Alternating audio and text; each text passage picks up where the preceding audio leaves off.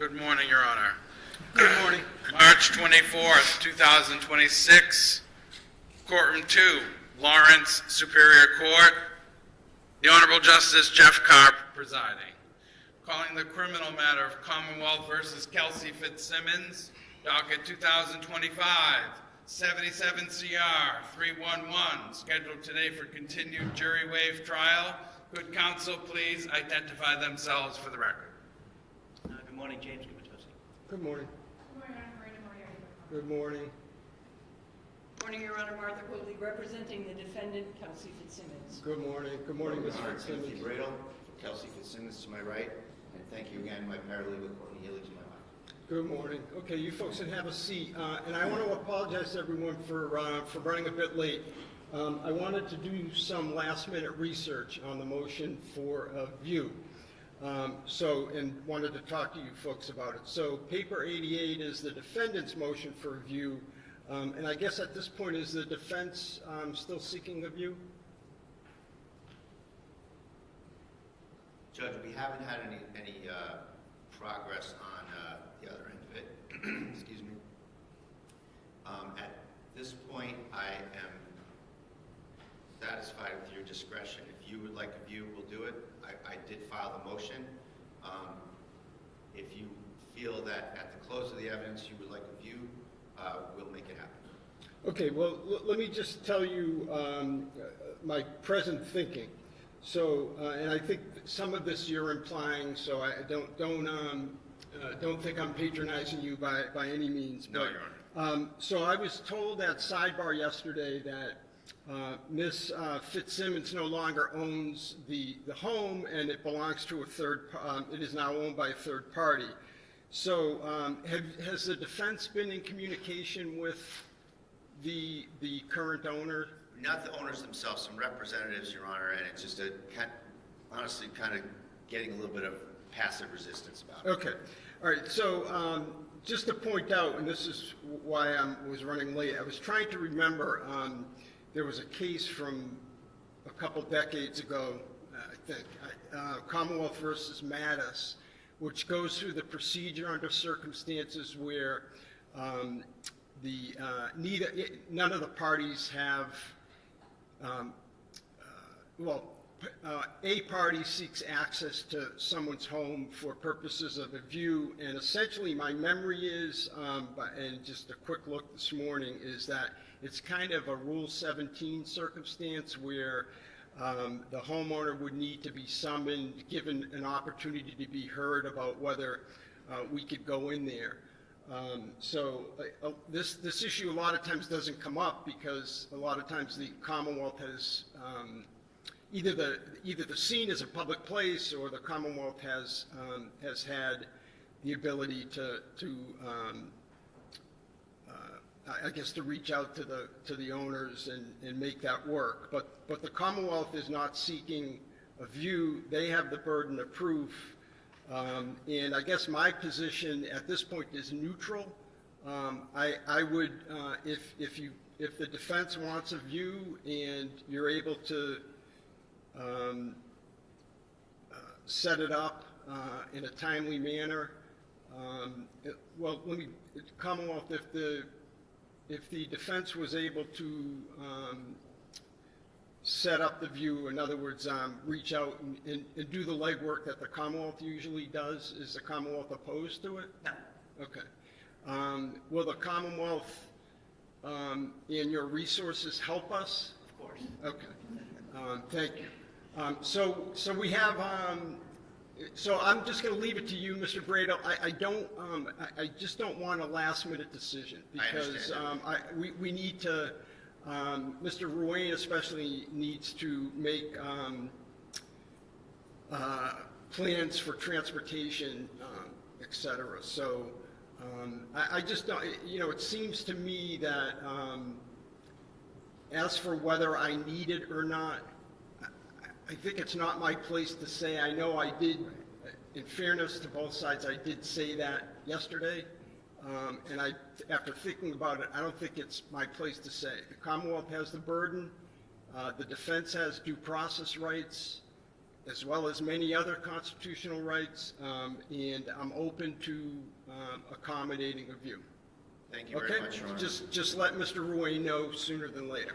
Very good. Okay. And we wouldn't, I could just tell you now that we don't want to, force these people to do it. We don't want to get into a Right. thing with it, but I can tell you this from my perspective. Here I am talking again out of both sides of my mouth, which, from my perspective, it arguably is less helpful where the items in the bedroom or the layout and even like the bed and all that aren't the same. And I can I get a sense that this is a pretty narrow stairwell, et cetera. But in any event, I'll leave it to you folks. You folks are better at doing your jobs than I am. we'll take one more, we'll reach out one more time, see where it goes, Okay. and we'll advise the court by the end of the day. Okay, no Thank problem, no problem at all. And other than that, I think we left off with Officer Noonan. I'm sorry, were you going to say something? No, I just had two more questions for him, and then For him, okay, all right, that's fine. So we left off, we're near the end of direct examination of Officer Noonan. He can be recalled.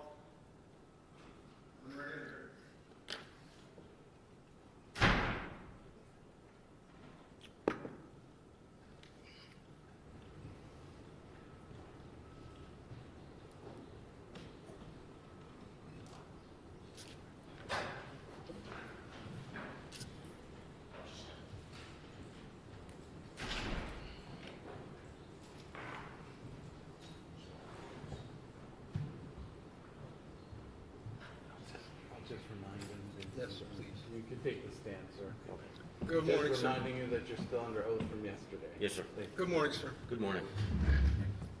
All set, Mr. Kubatosi? thank you.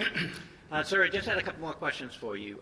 The firearm that you used on the 30th, what happened to it after you left the residence? So I secured the scene, and then once more officers showed up, they relieved me, and the chief had me walk with him to his car, and he took my firearm and he gave me his. You talked about Kelsey Fitzsimmons. Do you see her in the courtroom today? I do. Can you point to her and describe an article of clothing that she's wearing? She's wearing a sweater. May the record reflect she has identified the defendant. Yes, it may. Thank you. I have nothing else. Okay. Cross-examination?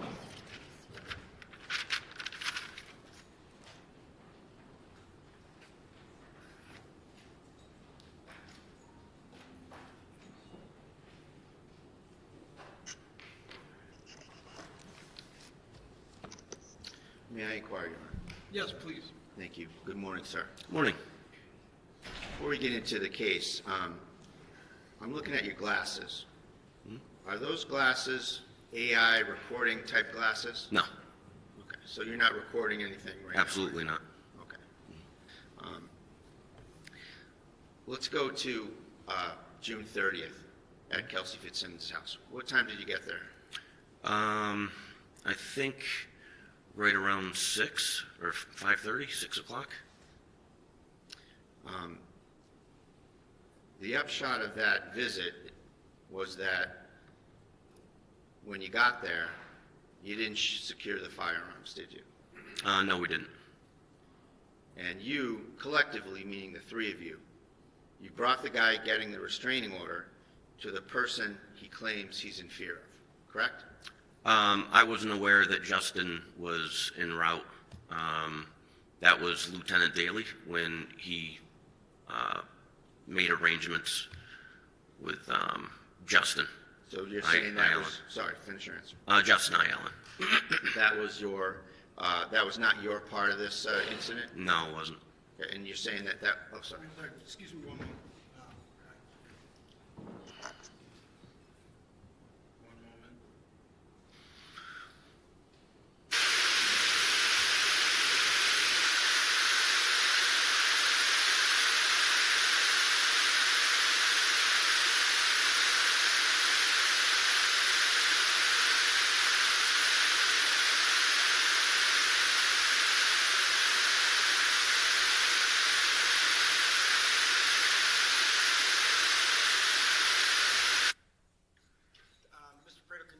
1 second? Sure.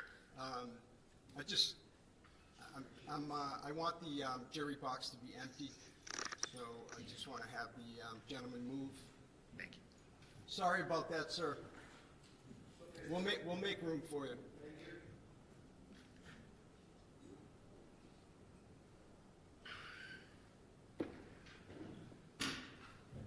And just 1 second, Mr. Brado. All set, Mr. Brado. I'm sorry to interrupt you. No problem, Your Honor. Thank you. So, when did you become aware that Justin Elaine was coming to the house? I wasn't aware.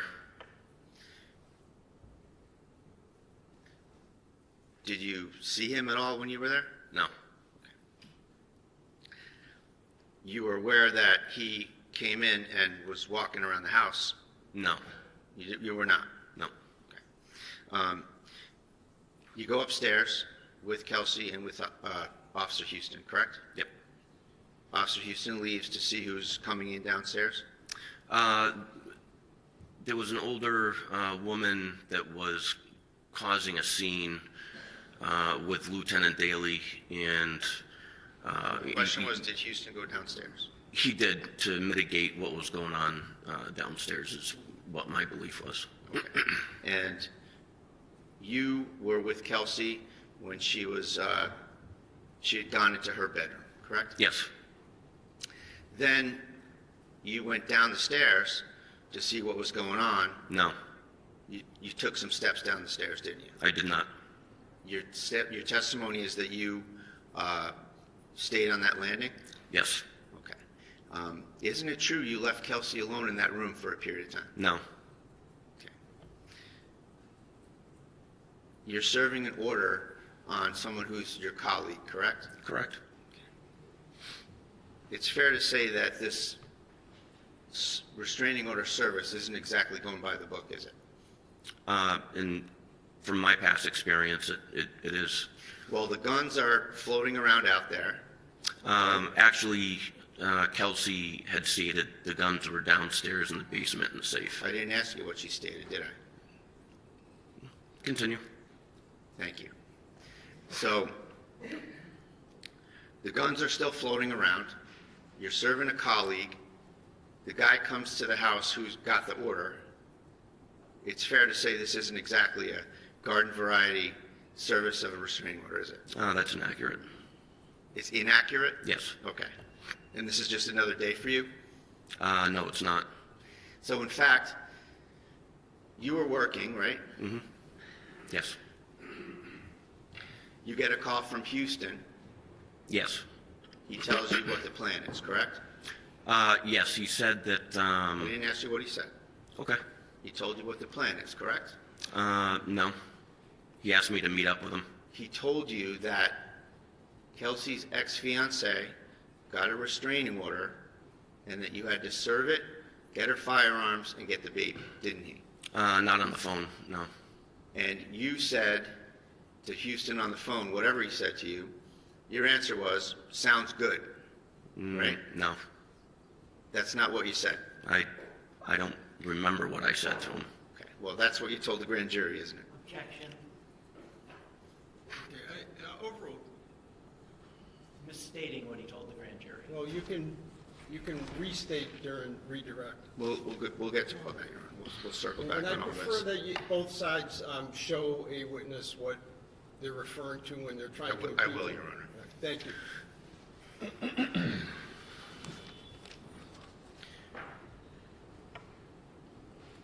I want to ask you some questions about your relationship with Kelsey. Sure. You said that you didn't know her well, That's correct. and you said that she was on maternity leave most of the time. Is that right? Yeah, that's correct. And you also said that you got along well with her, right? For the time, I think we went to 1 or 2 calls together. Other than that, I worked a completely different shift, so So is we got yes or along no? when we went to calls, yes. Did you get along well with her or not? Yeah. And did you think well of her? I really didn't have an opinion. I didn't have a chance to really get to know her. Well, do you know Maureen Teresi, your neighbor? Maureen Teresi. You gave her your opinion of Kelsey, didn't you? I don't remember. You called her a whack job, didn't you? I don't recall. I'm sorry, Mr. Bradle, I missed the question. Can you state Sure. that again? So I asked him if he knew Miss Maureen Teresi, his neighbor, Okay. and I said that he gave his opinion of Kelsey to his neighbor, and that he called her a whack job. And then you can answer again, sir. What was your answer? I don't recall. You don't recall? I don't. Is it possible you called her a whack job to your neighbor? It's possible. So that's what you really think about Kelsey, is it that she's a whack job? After she tried to kill me. And at the time, you went in there loaded for bear, didn't you? No. Well, let's see. You told the state police that the job was to section her, didn't you? It was spoken about that if she reacts badly during the restraining order, she may have to get sectioned. Well, that's what you said, that you had pre-planned that you were going to section her. It wasn't The job was to pre-planned. section her, isn't that what you said? No, that's inaccurate. Hold on one sec. Let me just go through some ground rules. You need to wait until the question's complete, because we can't have two folks talking over one another. Yes, sir. All right, thanks very much. Go ahead, Mr. Bradle. And also, you raised quite a lot of concerns about where Kelsey parked her car, correct? Yes. And you suggested at one point that you could box her in and take her into custody with respect to the car, right? Yes. So you were thinking that she was going to need to be sectioned, that she was a whack job, and that she needed to be boxed in and placed into custody, right? I'm asking about a state of mind, Your Honor. Has testified that he thought she was a whack job before he went there. Overruled. Those are all things that were in your mindset, weren't they? No. Well, you said them, right? No, that's inaccurate. Sectioning her, It was brought up by my lieutenant that she may have to be sectioned and you told the state police that part of the job was to section her. if she were to be sectioned. You didn't say that part to the state police, did you? I don't recall. Okay, well, we'll go over all this, don't worry. Okay. And so, with respect to the car, you testified in such a manner that you're suggesting that there was some suspicion attached to that, right? Can you rephrase? Yeah, you're suspicious of the fact that she parked the car 150 yards away, you said. Yes. So, your mindset is that she's evading something or she's up to something? Well, in my training and experience, the distance of where she parked her car from her house and having a baby, and also her behavior in the past where her car was always parked in the driveway, So you didn't know her very well. I knew where she lived, and I patrol the town, so I have to drive by her house. So she parks in the school next to her house. Yes. What are you thinking she's going to do? I don't know. I don't know what her mindset was. So you're speculating about any suspicion that's attached to that parking job, right? I was just suspicious about that. So she's in the house. You Yes. know she's in the house. No, I don't. You go to the house. You knock on the door. Daly knocks on the door. She comes out like a regular mom, Yes. holding the baby, wearing sweats, hair's probably in a ponytail, opens the door, Yes. right? So at that point, do you let go of your suspicions about where she parked the car? I was still curious as to why she parked her car over 150 yards away. Well, you're looking at it through your own lens as an investigator. Isn't it possible that there's 100 other possibilities in her life that maybe she parked there for some other reason? Could be. I don't know. Again, I don't know what her mindset was. So you go in there, and you are the only officer who has tactical gloves on when you go in there, correct? They're neoprene gloves, yes. So you're ready for anything, right? It's past practice with me after working in Lawrence for so long. I tend to glove up for sanitary reasons. I knew we were going to have to handle her firearms, so I didn't want to get any of my prints or anything on them. But you said you took them off fairly quickly when you got in there. Yes. And at what point did you take them off? Right before she handed me the baby. So you hadn't yet touched the firearms, and you took them off. So that plan about not getting your prints on the firearms didn't pan out, did it?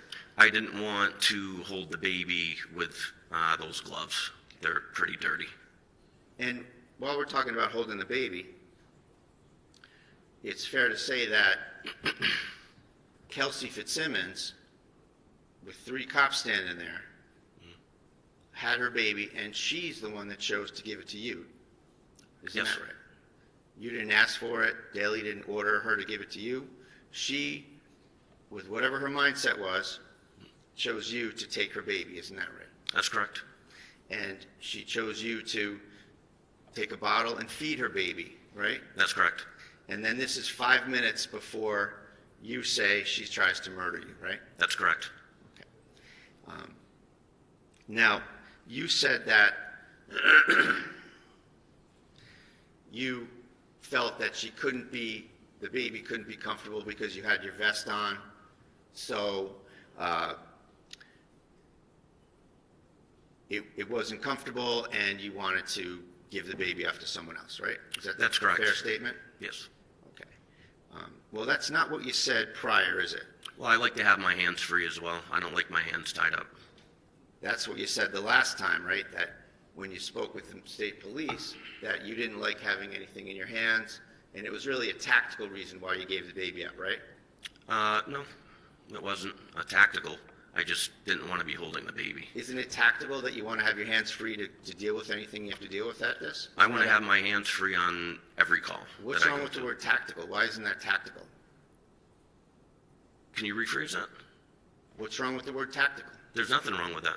So why doesn't it apply? Because I said it? I'm sure it could apply. I'll strike that, Your Honor. Why doesn't it apply? I'm sure it could apply. Sure. So for tactical reasons, you gave up the baby. But that's not what you said here at this trial, is it? I don't recall what you. Can you rephrase that? Well, here at the trial, you said that the baby couldn't have been comfortable and you wanted to give the baby off, right? Yeah, that's correct. And you didn't say anything about wanting to keep your hands free for tactical reasons, right? It wasn't asked. You were asked what happened repeatedly, and you had every opportunity to talk about it, didn't you? Sure. And you left it out. Not on purpose. We'll see. Mr. Brado, comment like that isn't helpful, please. Sorry, Your Honor, motion to strike. You're moving to strike your own comment? I am. It's allowed. And that's very forthright of you.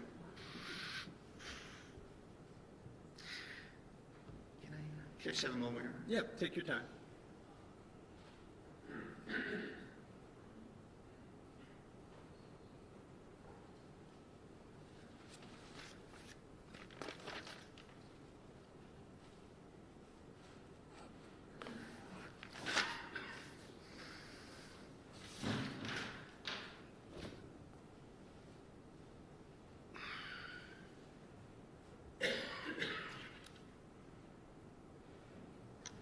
I want to ask you something about your grand jury testimony that we alluded to.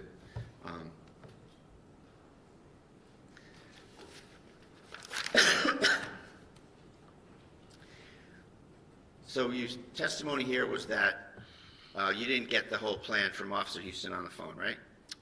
Yeah, that's correct. And my suggestion that your answer about the thing in sort of a matter-of-fact way was, okay, sounds good. And you disagree that you said that, right? I don't disagree. I just don't recall. You don't recall? What I said. So isn't it true that you were asked, page 36.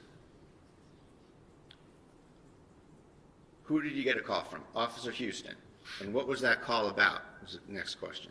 And your answer was, he had asked me if Lieutenant Daly reached out to me. I said no. Officer Houston said, hey, can you meet me at the CCC, which is a little grade school behind the Atkinson School. he said, "We have to serve papers to Officer Kelsey." I said, "Okay, sounds good." And I drove over to that location and met up with him, right? And you knew those papers were a restraining order for Kelsey to give up the baby, give up her guns, lose her job, brought by her fiance, right?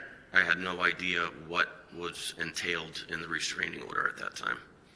At what point did you learn the job here?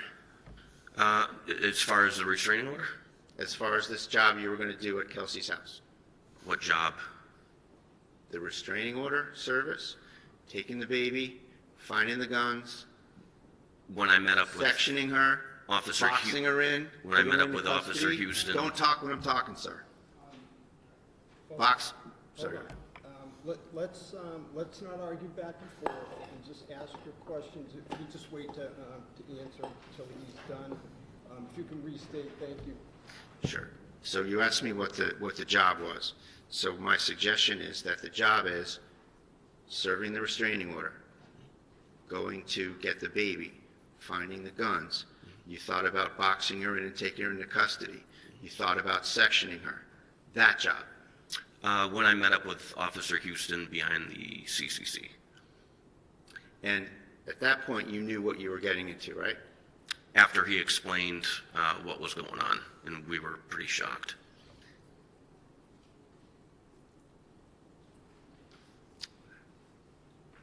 In all of the statements you've made prior to being here yesterday and today, you've never said that you were pretty shocked about anything, have you?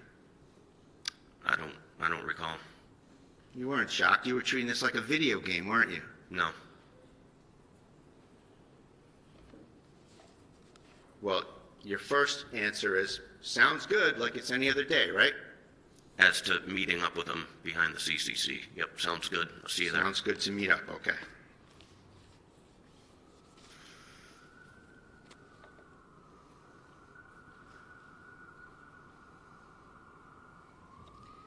Let's talk about the bedroom and the shots that you fired.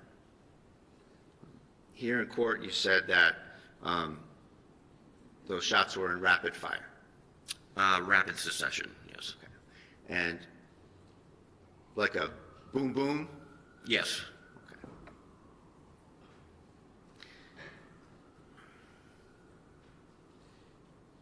No, that's not what you said to the state police, though, is it? That was 8 months ago, right around there. I don't recall. I said I shot twice, possibly. You told the state police that you pulled the trigger.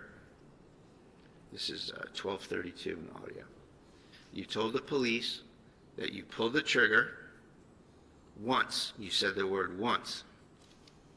And then you said, I kept giving commands. And then you said, I pulled the trigger again. That's a completely different scenario than 2 shots in rapid succession, isn't it? As far as the time frame, I was trying to recall the event as best as possible. But, rapid succession, you pull the trigger, pull it again. Yes, I pulled it twice.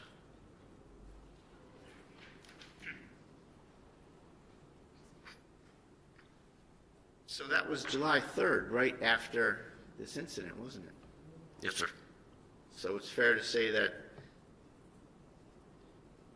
talking then it's right after the incident, and now you're here in court.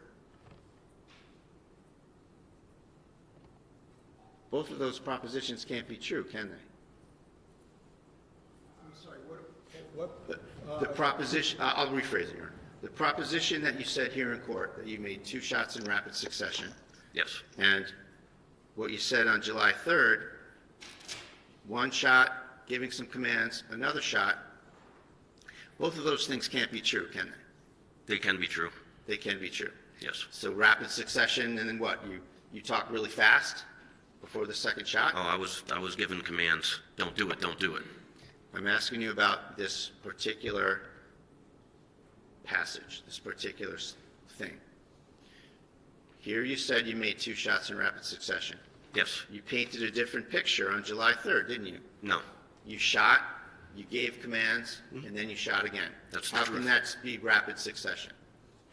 Because that's how it went in rapid succession. You disagreed with me that it was a boom boom. Yes. So where's the time for the commands between the shots? As I'm yelling them. Well, that's not what you said. You said you pulled the trigger once. I kept giving commands. I pulled the trigger again. Yes. So they're 2 different assertions, aren't they? No. Okay.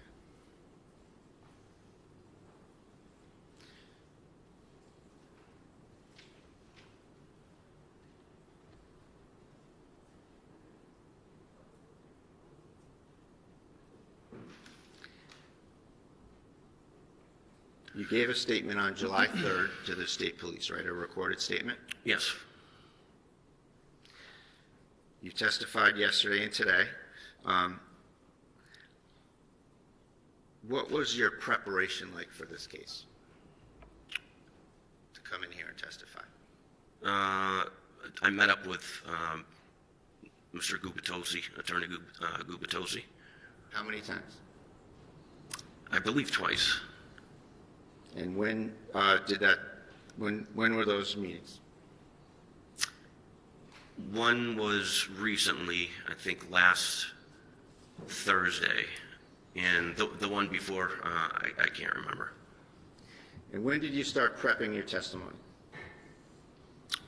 On this past Thursday. Well, you probably started prepping your testimony about 5 minutes after the shooting, didn't you? No. When was the first time you were questioned about what happened? I think July 3rd. So everyone left you alone until July 3rd? Yes.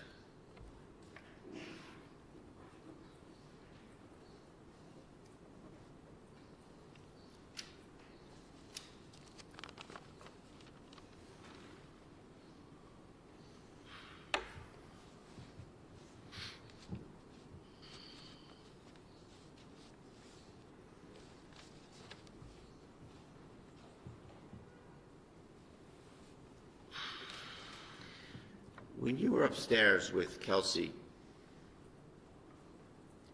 she kept giving you things and asking you to take them downstairs, didn't she? That's correct. And she did that with Houston as well, right? Yes. So it's fair to say that she was trying to get you away from her, right? I don't know what her mindset was. I wasn't going to leave her alone. Sure, let me ask you a better question. The effect of that would have been, if you took things downstairs, that you would have left her. Yes, that's correct. Okay.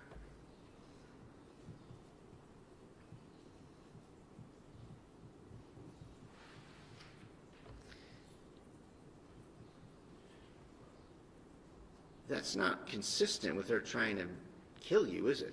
She's trying to get rid of you. Overall. Can you ask that question again? The fact that she's trying to remove you from the area where her gun is not consistent with her trying to kill you, is it? At that point, no.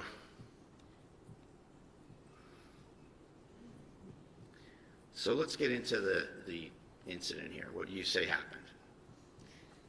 You say that Kelsey went into her bedroom after being in the baby's room, correct? Yes.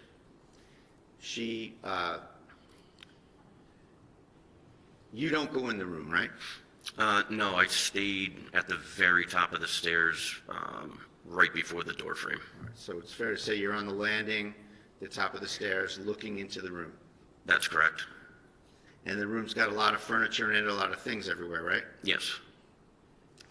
So you say that Kelsey has a change in her demeanor, right? Yes. She starts to shake and get upset, shaking uncontrollably, you said, right? Yes.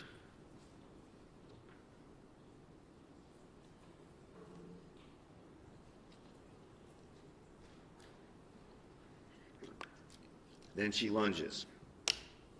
Yes. She's on her knees. She was, I believe, on her right knee. You said that she pushed off her left leg and lunged, right? Yes.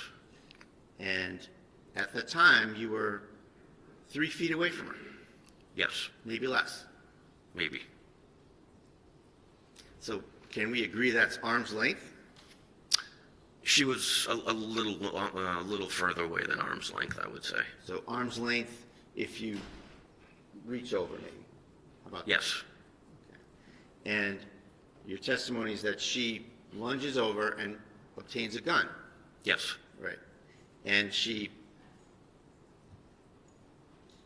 assumes a certain stance. Can you elaborate? Well, you were there. What stance did she assume? She pointed a gun at my face and pulled the trigger.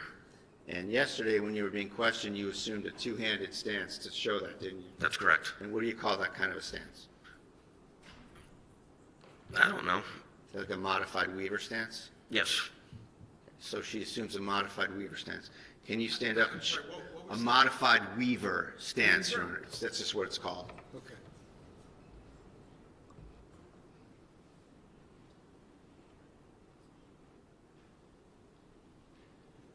Can you demonstrate to us what a modified Weaver stance looks like? Do you want me to stand up and show you? Sure. So are you asking him just in general? Just to or- show the stance in general first, yes, Judge, thank you. So she grabs it, comes up, pulls the trigger. Okay, that's not, I don't think that's what he was asking you, but. So just what's the modified Weaver stance? What is it? Here. And can you describe it? What are you doing when you do a modified Weaver stance? Strong side. Strong side. All right. So if I'm righty, this is my strong side. That's going to grab the pistol, and I use my support hand to support the weapon. Are you righty? I'm sorry? Are you righty? I am. You can have a seat, thank you. Thanks. And you're saying that Ms. Fitzsimmons had the gun in that kind of a stance? Yes. And how far was the gun away from your face? It was right outside of arm's length. So she's 3 feet away. She assumes the modified Weaver stance, so she's probably another foot or two towards you, right? She stepped to the left. I don't know if she stepped towards me. Well, your testimony was that she immediately lifted the gun to you and Yes. pulled the trigger and tried to shoot you right in the face. Yes. So the gun didn't go off, No. and there she is with the gun there. The guns didn't go off, and you're within feet of her and the gun that didn't go off, right? That's correct. And you didn't just grab her, did you? No, I was in complete shock.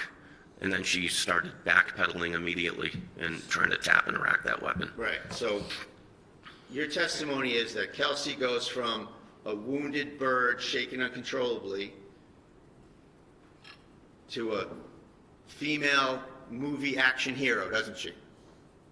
Those aren't my words. That's your description of what happened, isn't it? I didn't describe that either in So those words. she gets the gun. She tries to murder you in the face. Yes. 5 minutes after she has you feed her baby. Yes. She pulls the trigger, nothing happens. Yes. It went click. She stands up, right? She was already standing. So as she's standing, she shoots you. She tries to shoot you in the face. Yes. And then she started to backpedal. So first she backpedals, then she sidesteps, she tap racks again, right? Yes. So in all this time, this is like the longest tap rack in history, isn't it? It's 4 seconds. So she gets up, she sidestep first or backpedal first? Backpedals. So she backpedals first. And then How many sidestep. steps? I would say maybe 4 or 5, and then maybe another 3, 4, 5 to her left, which is my right. So she goes into action. She tapping the magazine and then racking the gun while she's moving around? Yes, she's a well-trained police officer Who's a whack job? who tried to kill me. So, let's get the order straight. You said that she backpedals first. Yes, after she pulled the trigger. And nothing happens. Yes, And then she taps the magazine yes. and then racks the slide. I believe her hand slipped off. That's when she went in, and I was giving her commands, don't do it. And she re-racked and started to bring her right arm up. And then she does it again, right? Yes, And you actually have no idea whether she successfully racked it the first time or successfully racked it the second time, correct? that's correct. You don't know what happened. No, I don't. And so it takes a few seconds to take 4 or 5 or whatever steps back towards the air conditioner, right? From beginning to end, once she pulled the gun on me and pulled the trigger, and by the time I shot her, it was right around 4 seconds total, if not 3.5. It was very fast. So she goes from shaking uncontrollably, sad about her situation, crying, to being pretty nimble. She wasn't crying. She walks, she backpedals, you said, right? That's correct. Then she sidesteps Yes, to the air conditioner. And you had a look of panic on your face at that time, didn't you? no, You were flustered, weren't you? no. Well, you were in shock 5 minutes later, weren't you? After the incident and my adrenaline dumped, yeah, I was in shock then. So, at the time, getting back to the incident, Kelsey's by the air conditioner. She's backpedaled, she's sidestepped, she tapped, she racked, she tapped, she racked, and then you shoot her. Yes. And you shot 2 shots. Where are we on the rapid succession? Which one do you want to go with? Rapid succession, or you shot, gave commands, and shot again? Which is it? I was given commands and shooting at the same time. Okay. Well, your prior testimony was that you shot, you pulled the trigger, gave commands, and you pulled the trigger again. Yes. So was it that, or was it boom, boom, rapid succession? It all happened in 4 seconds or less. So you're a very well-trained SWAT officer, yes? Yes. You're a firearms instructor. No. You're a patrol instructor, where you instruct What's a other patrol? officers on the job, right? Field training officer. Field training officer. Yes. Thank you. Mhm. And you've been doing this for 25 years, No. 20 years. Right around there, yes. Okay, so you've been doing this for 20 years. And one of your thought processes was that you wanted to give your training and experience back to the North Andover PD where you started, right? Yes, and come back where I started. And here, your first shot, you missed her from about 7 feet away. I did. It was longer than 7 feet. It was at that point about 15 feet, 15 feet. I would say. Do you have any measurements on this? No, but if you remove the bed and you were to walk diagonal from where I shot, it was probably around 15. So the first shot you missed her and you hit the air conditioner. Is that right? Or do I you know? I didn't know where it went. Okay. And the fact is that we have only one spent projectile in this case, right? I'm sorry? We only have one spent projectile in this case, correct? I don't know what state police collected. You weren't curious as to any of the paperwork or anything that happened in the case? I believe they told me that there was one on the bed and one on the floor, I think. But I don't know where that one projectile comes from. Did you know that there was one in the curtain next to the air conditioner? No. Have you looked at any photos from this at all? Some, yes. You didn't know that? Nope. May I approach her? Yes, Just a photo. yes.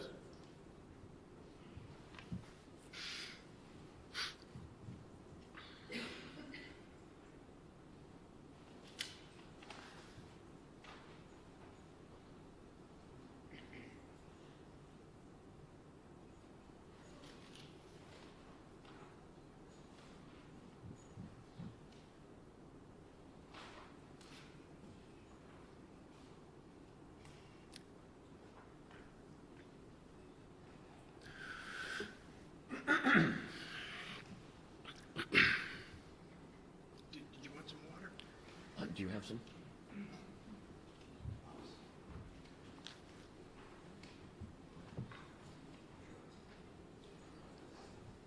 Thank you, sir. We'll get it for you. All right, I appreciate it. Thank you. Thank you.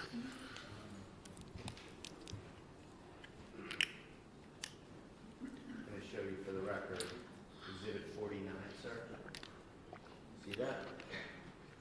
Yes, that's the entrance to her bedroom.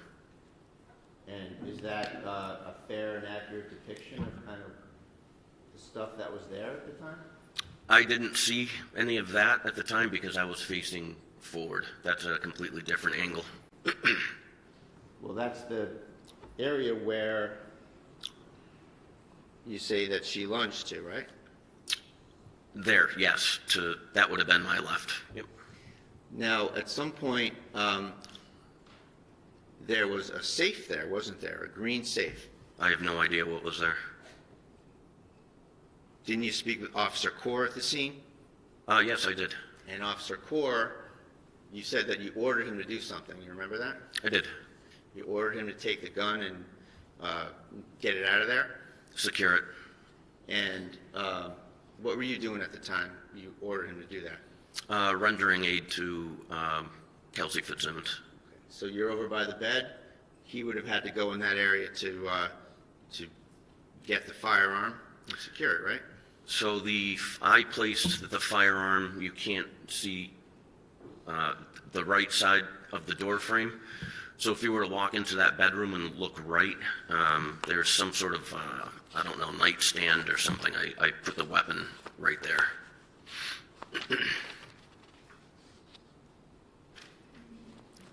I'll show you Exhibit 75. Is this the? Oh, it's the white. Yes, that's it. Is that where you put the firearm? On top of that. Now let's I'm just sorry, that's exhibit what? 75, Your Honor. Thank you. So let's talk about who touched the firearm. So Daly picks up the firearm, right? Yes. And the firearm was under Kelsey's leg, correct? I don't know where it was. I was covering down. I know he flipped her over and found the weapon. I don't recall where it was. Okay. You heard, strike that. So your testimony is that Kelsey's racking the gun, sidestepping, backpedaling, tap rack, and at some point she points the gun at you, right? Her arm started to come up towards me. Okay. So it's fair to say that she's back again, like we said earlier. She's starting to do this, right? No Weaver stance. Okay, so one hand. It was. Is that the FBI crouch? What do you call that? Is that A one-handed. okay? It's not called the FBI crouch? I've never heard that term. Okay. So she starts to point the gun at you. So we agree then that the gun is out in front of her, right? It was in the upward position. It was coming up towards me. When I fired my second round, I saw her kind of buckle, and she lowered her weapon, and I stopped shooting, and then she went to the ground. You hit her in the chest. She goes flying back and lands on her back, right?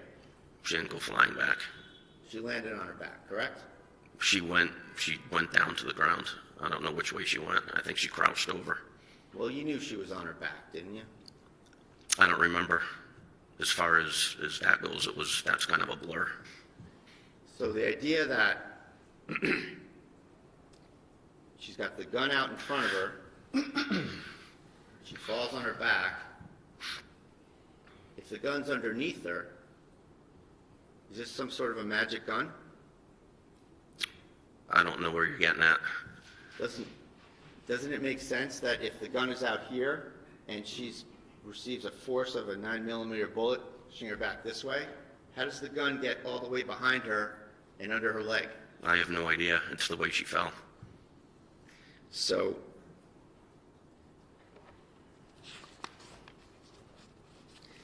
So back to the notion of who touches the gun. Daley picks up the gun, right? Yes. Daley puts it on the bed, correct? Yes. And you don't like that. I don't. It's too close to her. Okay. Well, she's sitting there with a gunshot wound to her chest with you there and Daley there. Isn't that fair to say? Yes. So then you touch the gun, right? I do. And then you move it to the white shelf, bookshelf. Yes. And then Core arrives. And Yes. then you tell Core to grab the gun and secure it, right? I do. And then Core has it. Does he take it into the hallway? Maybe. I remember just focusing my attention on Kelsey. Sure, understandable. So you're focusing on Kelsey and you're giving her first aid. Yes. Well, Lieutenant Daley was starting to work on her. Well, is it fair to say that at first you still had your gun on her, but then you helped with the first aid? Yes. Okay. Afterwards. So that was your primary focus, was once you felt that she was not a threat to you on your testimony, you started to assist with the first aid, right? Yes. And you and Daley are rendering first aid, and then Core comes, right? Yes. Yes. And you say, get that out of here, secure the gun. Yep. Make it safe. Okay, so it's fair to say that Core does that, but your attention is not on what he's doing, it's on rendering first aid, right? That's correct. So you don't have any knowledge or observation of what Core did with the firearm, right? No.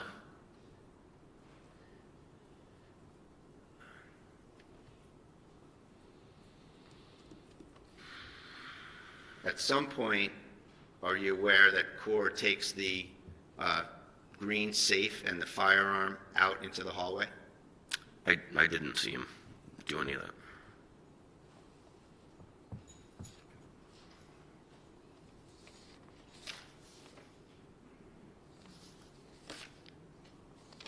I'll show you Exhibit 51. Do you recognize that? Yes, I do. So Exhibit 51 is the left side of the door frame where you say that Kelsey lunged, right? That's correct. Is that how it looked when she lunged over there? I didn't see that when I was in the hallway. Do you know anything about that shoebox with the orange lining? I have no idea. Do you remember seeing that chest with the brown leather trim on it? I thought it was an end table when I walked out of the room. Do you think that the gun came from any of those areas there?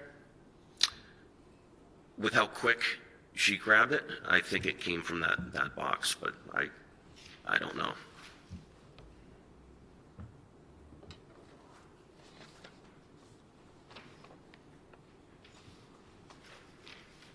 Here's Exhibit 36.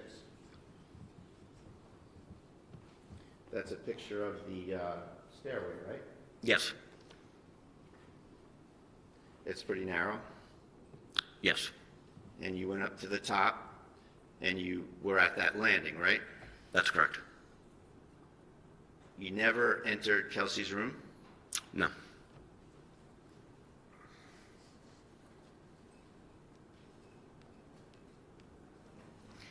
So you said that you were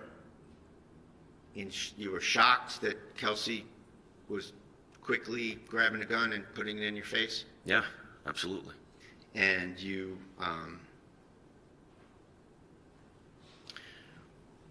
that she'd gotten the drop on you, right? Yes. And at that point, you feared for your life, you say, right? Absolutely. And you panicked, and you shot her. No. Well, you missed her from just a few feet away. It's hard to shoot a moving target or anything moving.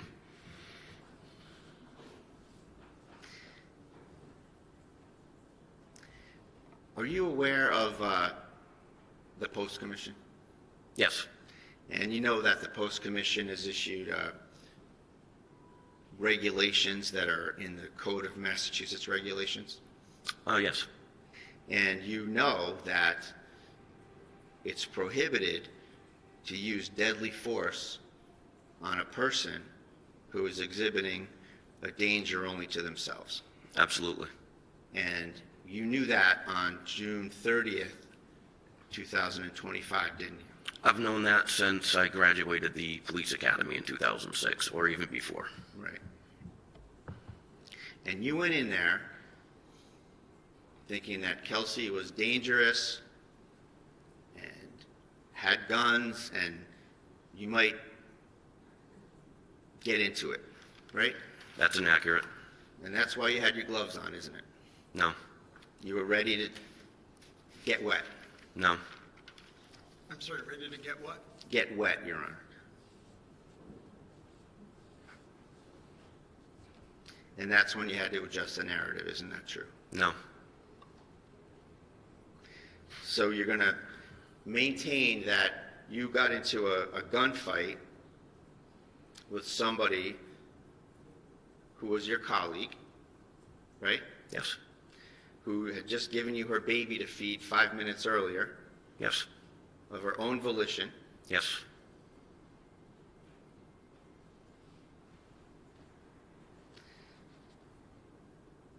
She developed some sort of a homicidal animus towards you for what Justin Elaine just did to her, right? I don't think it was unbeknownst to me. I didn't know Justin was in the house. I think I was standing in her way for her to get downstairs and kill Justin.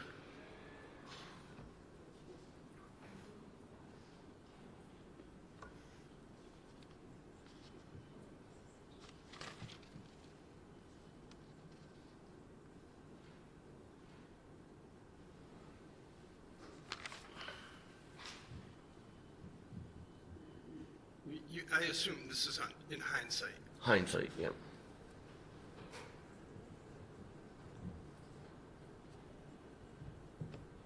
If I could just have one moment, please, Your Honor. Take your time.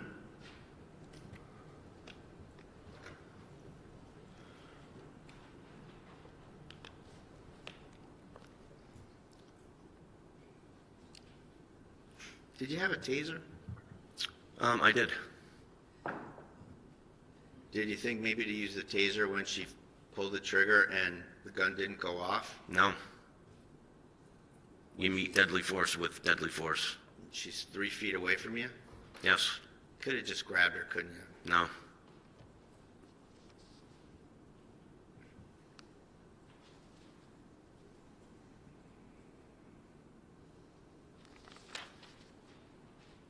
And if there was deadly force, you wouldn't have stopped at 2 shots, would you? You would have emptied that magazine right into her. I stopped when she stopped. And that's what I'm trying to do. Stop the threat. Not empty a mag.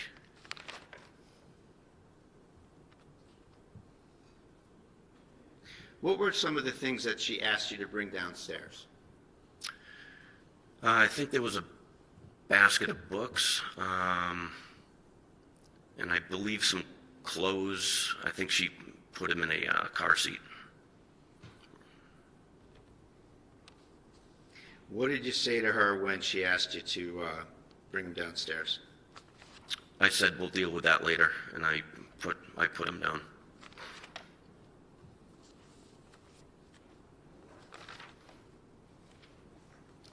What was her reaction? She just kept packing stuff.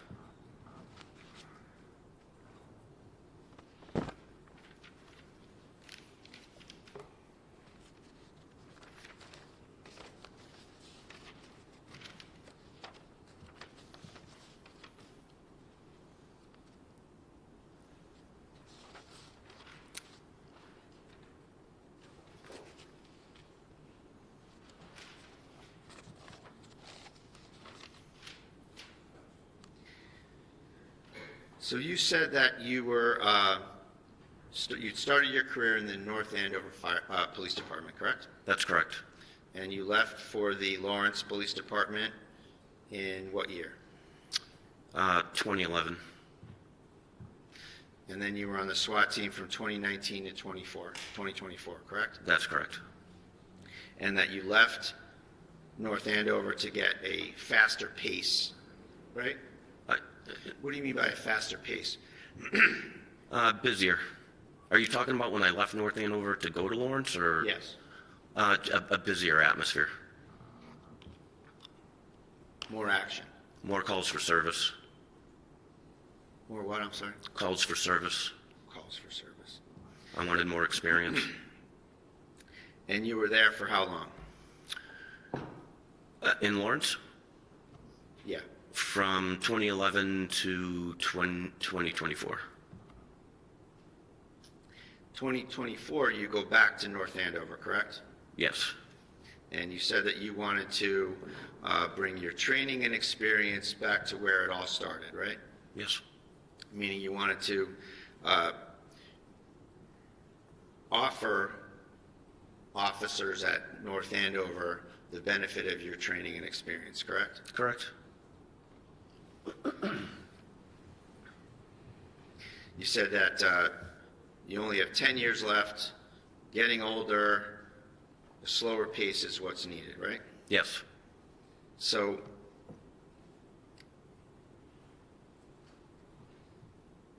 is it fair to say that the stress of a busy urban department was getting to you? No. Well, you did tell Kelsey that you had PTSD, didn't you? Absolutely not.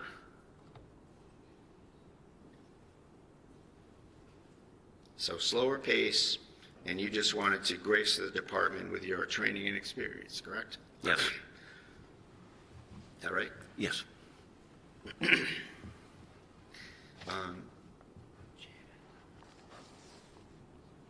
Judge, I told counsel that I would ask for a sidebar before the next topic. Sure. Let's go to cyber. And if the client can join.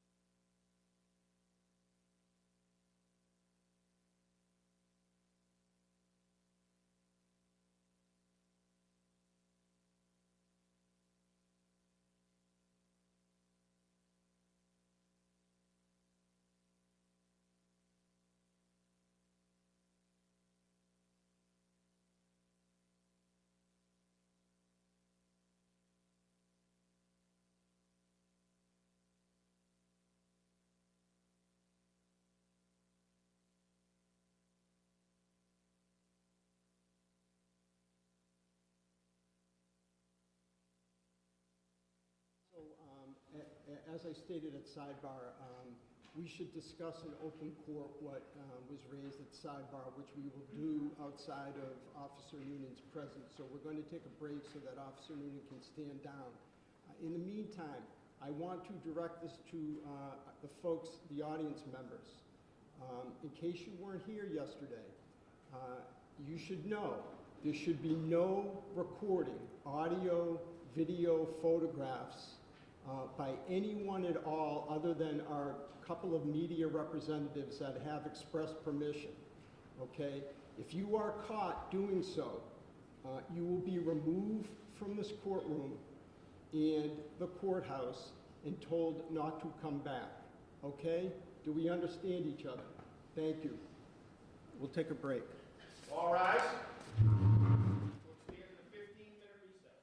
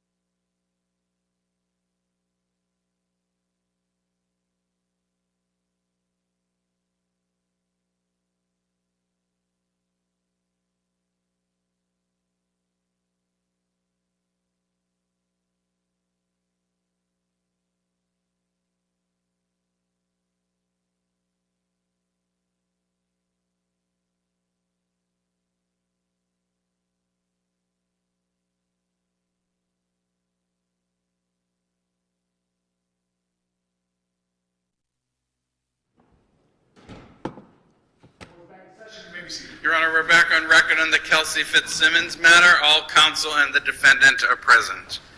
Okay.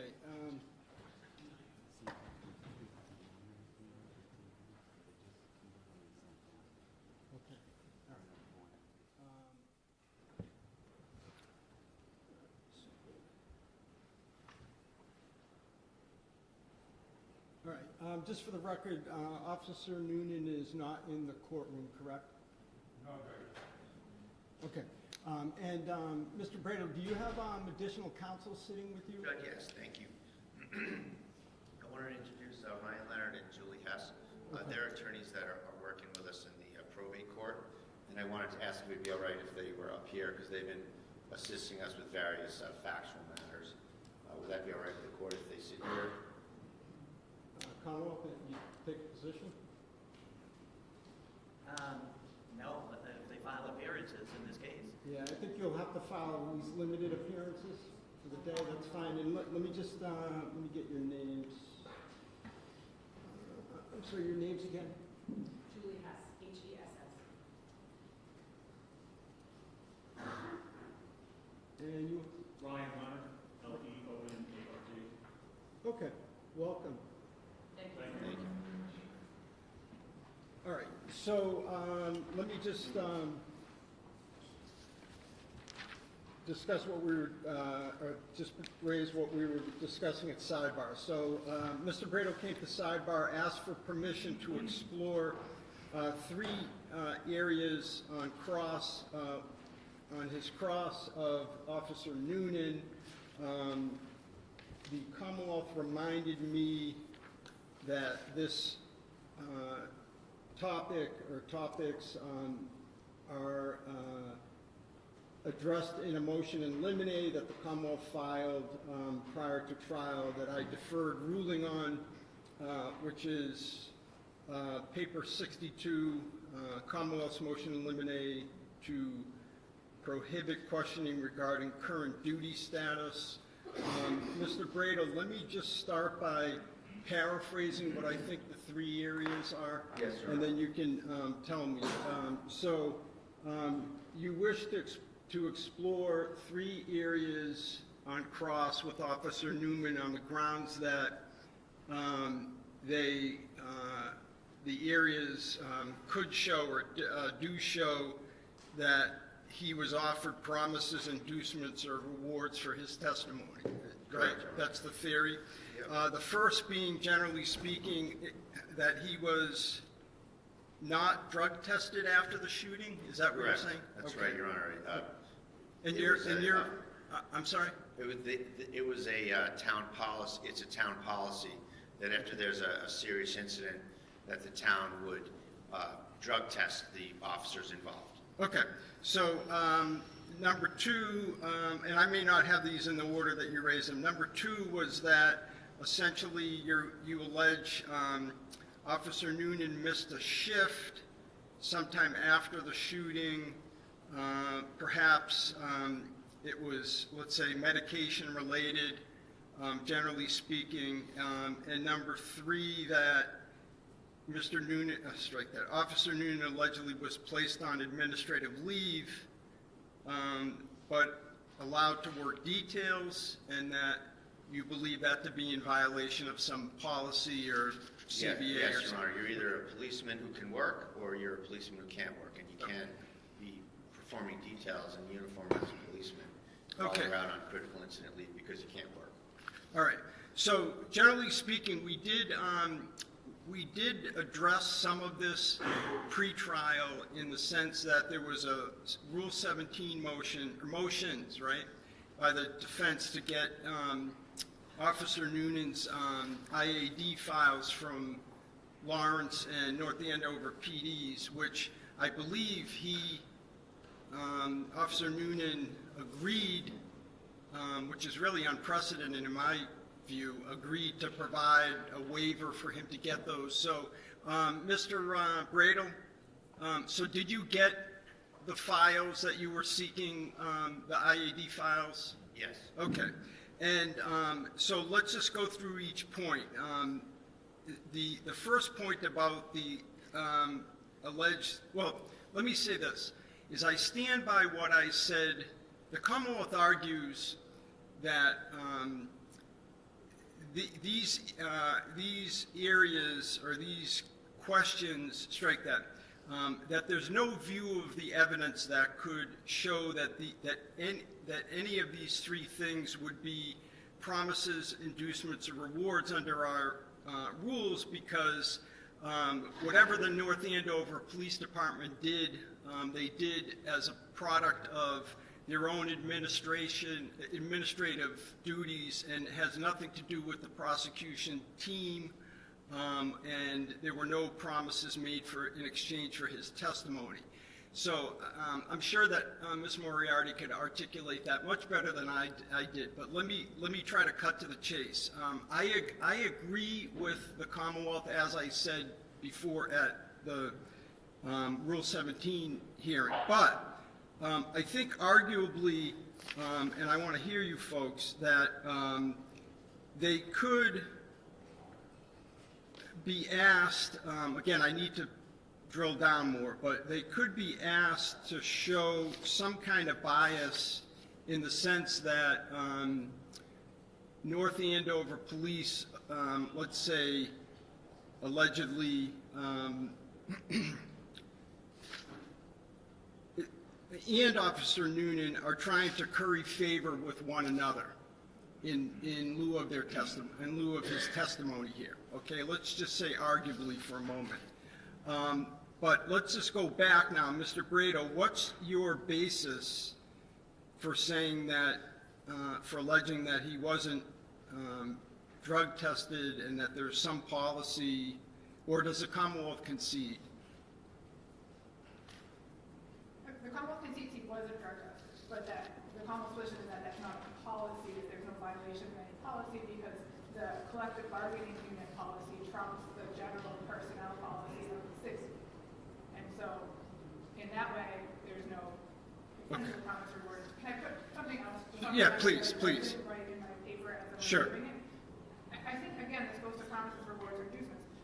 Officer Nunan provided grand jury testimony and a recorded interview to the Commonwealth days and then in August. And all of these incidents happened well subsequent to that. I understand. And there's no claim that Officer Nunan has substantially changed his testimony from what he stated in grand jury or what he told the police on July 3rd. So again, there's no plausible showing of consideration in exchange for his testimony that has been remarkably consistent since July 3rd. Okay. What do you say to Is that? remarkably consistent? Yes. Okay. So I don't think that's really the issue right here. No, it is, because the Commonwealth raises a good point. So even on Take a even crack on at well, the even other on, side of it.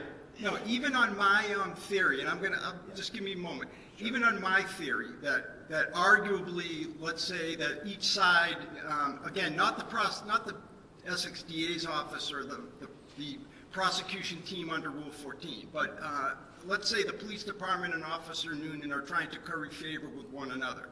Ms. Moriarty does make a valid point that there still needs to be some showing that he's changed his story. Sure. I know that's a familiar topic that we all use in this area. Oh, they didn't change their testimony. That's not this, and here's why. This is a reward. It's after the fact. They're giving him rewards for his cooperation to keep him happy, so he does well, so he's economically enriched, so he's treated nicely, and it's a reward. That's why that doesn't apply here, Judge. He is being rewarded for his continued cooperation. It's not the typical one that we often deal with. No, but let me just push back on that. So he's cooperative, but does his testimony? But he gave I think this is what I heard, is he gave a recorded statement to the state police a few days after the shooting, right? So he's being rewarded for cooperation. What, for doing his legal duty? That is, show up when he's summoned to testify in open court? I think the fact that there's a legal duty attached to someone testifying doesn't eliminate the fact that you can be rewarded for what you're doing. You can get special treatment outside the rules. And I think that goes to the heart of cross-examination where if someone has a rule made up just for them, that they can be a cop on a detail, but they don't have to be on the schedule because they're out on leave because they can't perform their job, that's a remarkable, unprecedented, in my research and investigation, an unprecedented accommodation. Well, is it unprecedented, or is it a legally binding part of the CBA? No, it's in violation of that. Okay, so I don't, go ahead, Ms. Moriarty. Judge, and I'm frankly less concerned about this issue where you're the fact finder. I think it's the right thing to do is to keep this as we would treat any other witness, where it doesn't matter what employment decisions North Andover Police and Officer Nunan have, that's the employment decisions, just like IA files, are not part of the prosecution team, are not part of Rule 14. North Andover couldn't promise Officer Nunan something without the approval of the district attorney's office. So I think that, again, that interplay, if there is any interplay there, has nothing to do with Officer Nunan's testimony here today.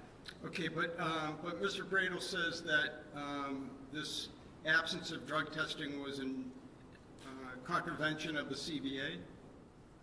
I don't think he hasn't brought forward the CBA. He has no good faith basis to ask these questions. Okay. All right, so Mr. Bradle, let's move on to the second point. Your second point is that Mr. Nunan, Officer Nunan, allegedly missed a shift related to some medication. Let's leave. I don't need to know more. I mean, I know more because you've articulated that sidebar, but we don't need to rehash that. Okay. And you're saying, I think somewhere in your paperwork, that as a result of that missing the shift, I think you referred to it as AWOL, he received a written reprimand as opposed to some more significant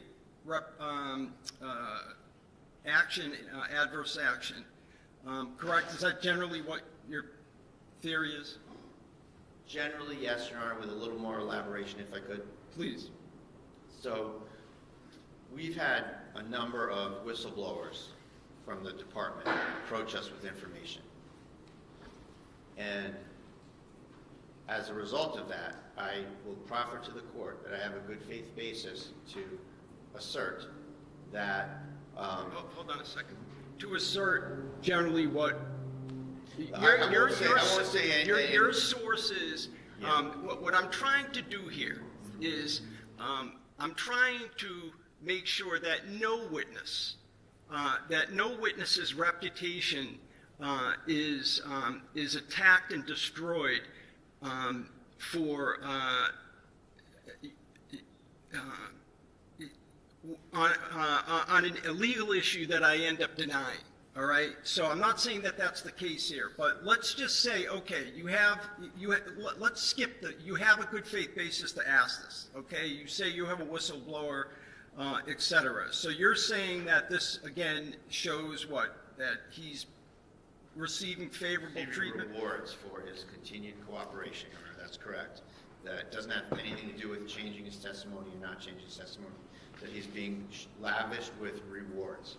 He is, that this, and I won't say anything relative to any of his conduct, but that this reprimand letter was not going to be issued.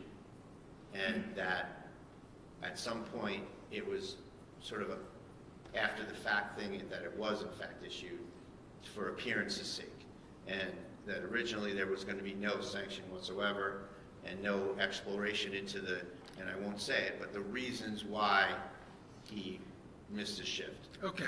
So let's say there that the proposed question is, Officer Nunan, isn't it true that on such and such a date, you overslept because of some medication, you missed the shift, you were deemed AWOL, and you only received a written reprimand when policy called for you to be subject to the death penalty. And so that's the question. Right. And he says yes, no, okay. Then what?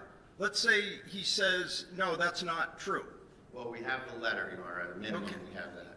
All right. So All right, and then the last item is that he was put on administrative leave and allowed to work details in violation of policy. Right. And you're saying that that's an ongoing? That's my information, Judge, is that he was working details and What's the source of your information? another whistleblower, Your Honor. And, they come to me in good faith and, And they... have you vetted these whistleblowers? Yes. Okay. Listen, frankly,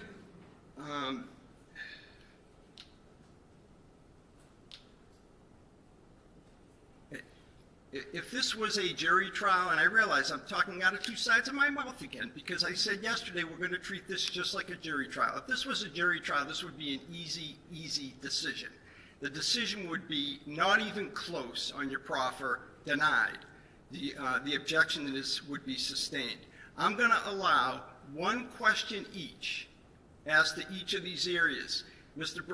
Brado, you'll accept whatever the testimony is under oath to that answer to that question. I'll just remind you, because I'm reminding you, I'm really saying this for our audience, not you personally, but I'll just remind counsel that questions of witnesses are not evidence. The evidence is their answers. So that's what will be used or could possibly be used in your closing argument. I'm going to allow one question each as to these areas, and you'll have to live with the answer that is provided under oath. Okay? Yes, Your Honor. Okay. And do you need to speak with Officer Nunan about this before he returns Commonwealth?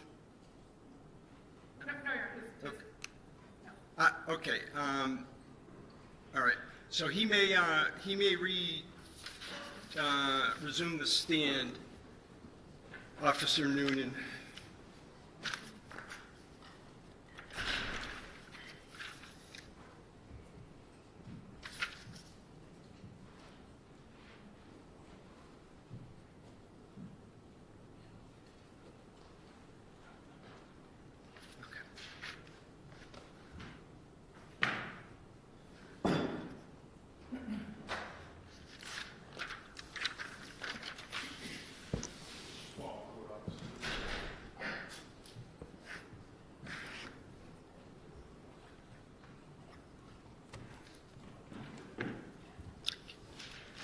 Thank you, Officer Nunan. Mr. Brado, you may continue your cross-examination. Thank you, Your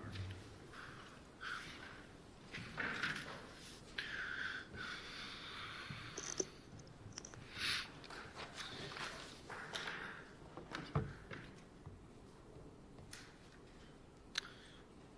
Sir, I want to ask you some questions about some of the treatment you've gotten by the North Andover Police Department since this incident. Sure. Okay. Now, after this incident, immediately after this incident, you were not drug tested by the town or the police department, correct? No. All right, and you're aware that's a policy of the town? That I don't know. You don't know the town policy? As far as the drug testing, no.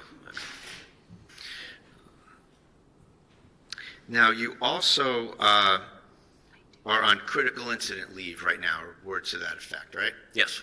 And that means that you're not able to perform the duties of a police officer for the time being, so you get put on leave, right? Yes. And yet, at the same time, you're being permitted to work as a police officer on paid details. Isn't that true? Yes, that was our union. So it's just it's a yes or no question. Yes. All right. And that is an accommodation that was made via a side, may I inquire, Your Honor, or? We've already gone past one question. Yeah, sustained. Next question. That is something that is not ordinarily permitted, is it? Sustained, no. You've gotten your answer, okay? Mr. Okay. Badel, next question. All right. Now, you also were absent without leave from a shift recently, correct? Back in January, yep. And with respect to that, there was a reprimand letter issue to you, correct? That's correct. And at first, that wasn't going to issue, was it? Let me just hear the question. What I was really expecting was one long leading question each, but that's all right, you're breaking it up. Let me just hear the question, Officer Noonan, please don't answer it Yes, until sir. I hear it, So go ahead. The question, Judge, is that reprimand letter that appeared in your file was originally not going to issue against you, was it? All right, that's the question? Yes. Okay, and you're gonna live with the answer? Yes. All right, yes or no? If I have you're no, able- I have no idea. I was just called in one day to sign it. Okay, So I have no idea if it was or was not. all right, so, that Okay, is- that's all I have then, Your Honor. Okay, all right. Thank you. In that area, you're not done with Cross? Right, I'm assuming that you're... In that area, Okay, right, all in thank you. terms of rewards, Judge, yes, that's all I Thank you. have. Now, I want to circle back on a couple of things. You gave a recorded statement to the state police on July 3rd, correct? Yes. And we talked back and forth about your belief or your expressed intent to section her, and you said that wasn't the case, right? Can you ask that again? Yeah, you Kinda- said I'm that, kinda that there was confused. discussion about sectioning her, but that wasn't your thought process, or you didn't know about it or whatever, right? When we discussed it, behind the school, it was brought up that she may not take this well, she may have to get sectioned. She was sectioned prior, so So here you're saying that it was a speculative possibility, is that fair to say? it could have been a possibility depending on how she took the restraining order, respectfully. And Judge, if I may, I'd like to play a recording from the state police interview from July 3rd. For impeachment purposes? Yes. All right, any objection? Okay, sure. We should probably, we need to mark it for ID at least, unless you're seeking to admit it, but let's take it a step. I'm just I'd be playing a prior inconsistent statement, Judge, for... Okay, so, we're gonna have to mark it for ID. I don't know, do you have a mechanism to be able to do that? Is it on a thumb drive or something that can be marked?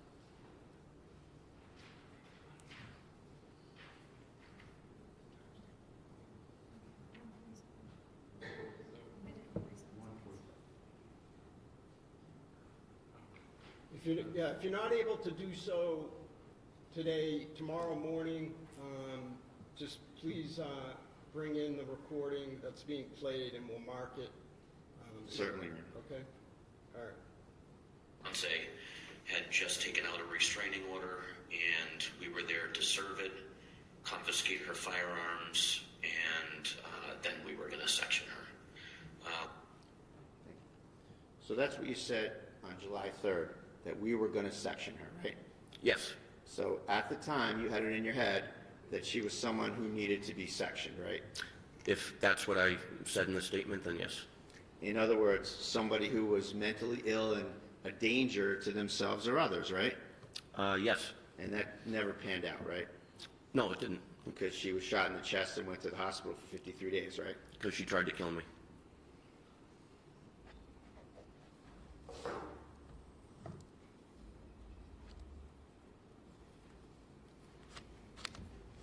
Now, I asked you earlier about whether or not you talked to Ms. Fitzsimmons about PTSD type symptoms. You recall that?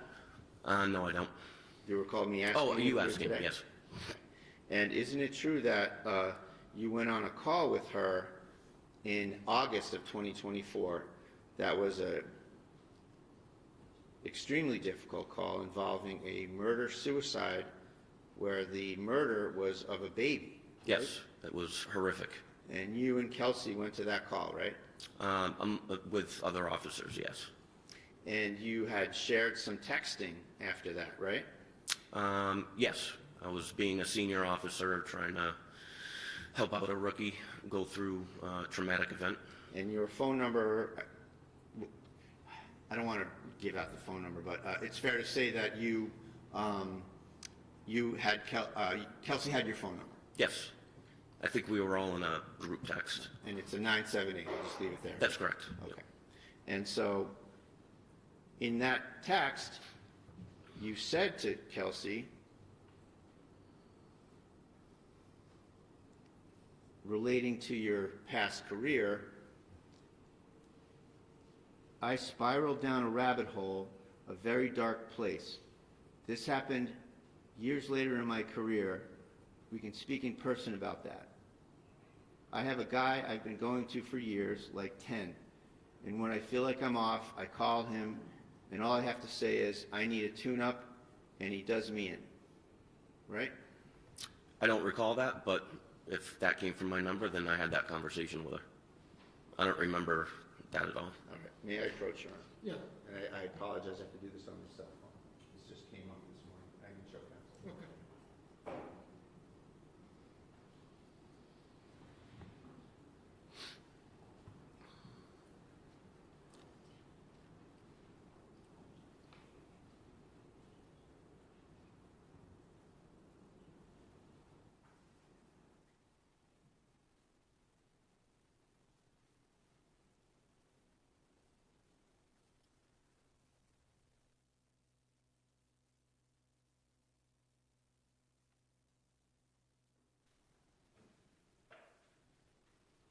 May I approach her? Yes. So I'm going to show you some of these two screenshots, first of all. First of all, that's a Yep. contact, and that's your phone number, and it says Nunan, right? That's correct. Okay, so this is the text I want to show you. Which one? This one right Okay, here. yeah. And you can scroll up and down if you want, but this is, the black part is you, and the blue part is Kelsey, right? You can get some context. Wait, I'm in blue?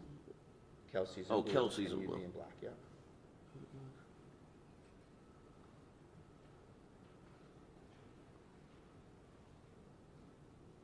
So can I just make an observation? So you asked the witness about this particular text, about essentially that perhaps he had therapy and needed a tune-up, et cetera. Yes. He said his answer was he basically is not contesting the Yes. authenticity of that. So what are we doing now? Well, it's tricky, Judge, from where I sit, it's tricky that when a witness says, well, if that's what it says, so I feel like I need to establish that's what it says, that's all. Okay, thanks. And so- Fair enough. And I think I can leave it there. Officer, is that what it says, what I Yes, suggested? it does. And so we agree that you communicated that to Kelsey? Yes.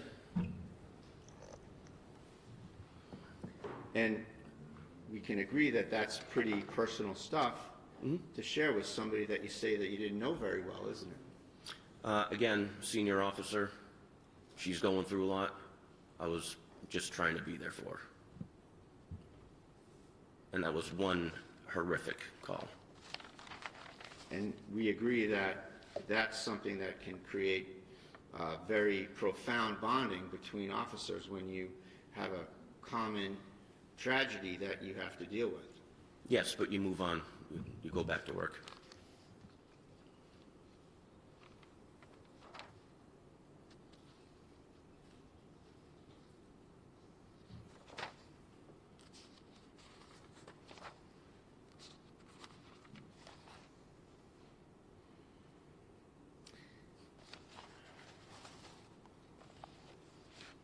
I want to go back to the bedroom where Kelsey's on the floor and you stop holding the gun on her. You assist Lieutenant Daly with first aid, Yes. okay? And you were asked by the ADA, what did she say when she was on the floor? Recall that? I Just don't yes- remember just that. Yes or no, just the context of being asked that. Maybe. Yeah. And see if this refreshes your memory. You said that she said, it hurts. She said, it hurts. I, meaning you, said, keep breathing, you have a baby to live for, Yes. right? And that was your testimony about what she said and what you said, right? Yes. And that was the truth? Yes. And that was the whole truth? Yes. Now, when you were interviewed by Attorney Bennett of the CIC investigation, Yes. you painted quite a different picture, didn't you? No, You had something to add that made you look good, didn't you? no.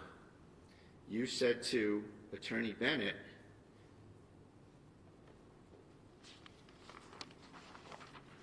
if I could have one moment, Judge, I just want to get this exactly right.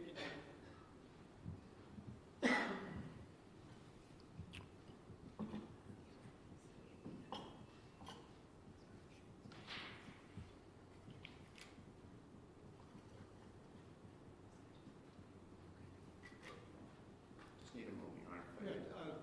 No problem, take your time.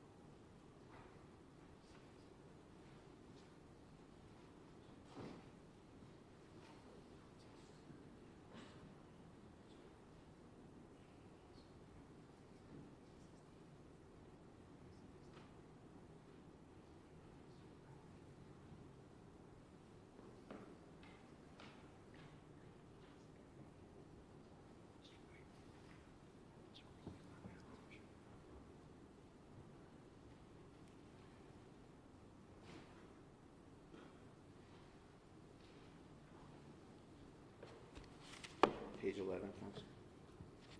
The 80-something page report, 90-page report.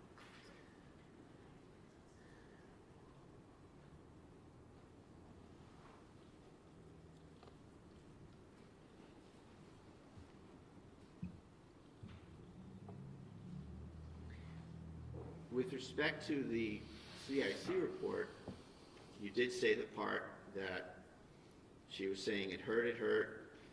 I told her to just keep breathing. Do you recall that? Sure. You have a son, you know you want to be here for your kid. Does that ring a bell? I didn't hear that last. I'm sorry, you have a son, you know you want to be here for your kid. Okay. You said that to Mr. Bennett? If it's there, yes.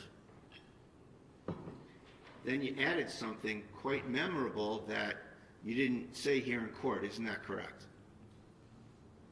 You tell me what's in it. I don't know. You said that she reached up, she grabbed my hand, I held her hand, consoled her, and then I asked her, why? And she stopped talking and just literally just looked right through me, death stare. If That's it's there, what you then said. yes. If it's there, that's what I said. And you didn't say that here in court today, did you? I didn't remember. I totally forgot about that. You forgot about something like that. Mm-hmm. Nothing further, Your Honor. I'm sorry, no more, you're done? Yes. Okay, redirect? So I'm going to show you what's been previously marked as exhibit number 57. Is that a better picture of that Yes. area that you put the gun, Yes. that Officer Court took? Yes. You also stated just during cross-examination that you knew Ms. Fitzsimmons had been sectioned before, correct? That's correct. And did you know that before the call? I did. Okay. And did that factor into how you were assessing the situation in the house? Yes. Did that factor into the team, you, Houston, and Daly, about the fact that you were never going to take your eyes off her? That's correct. Okay. Counsel had asked you about the first time you making a statement about what happened was July 3rd, correct? Yes. Did you tell anybody what happened before that? Before I didn't July? hear that. Oh, sure, I'll say it again. Counsel had asked you whether you had, the first time you made a statement about what happened in the room was July 3rd, correct? Yes. Okay. Did you tell Officer Corr what happened? I did. Did you tell Lieutenant Daly what happened? I did. Did you tell Officer Houston what happened? I did. What did you say? I said she tried to shoot me. Thank you. Nothing else. Objection, Judge, that's hearsay, and I have a motion to strike. Okay, it's overruled. Do you have recross? No, Your Honor. I'm not, just to be clear, I'm not, Mr. Braille, I'm not, I did not allow that last statement in for the truth, just for a state of mind, Thank you, Your Honor. all right? And to rehabilitate as well. All right, no further questions for Officer Nunan from either side? I take the silence as a no. Thank you very much. You may step down, and Commonwealth, you can call your next witness. Sorry. Judge, could we approach sidebar before the witness departs? Before the witness departs, Right. oh, you are almost out of here. You didn't move quick. You didn't move fast enough. All right, yeah, we can go to sidebar.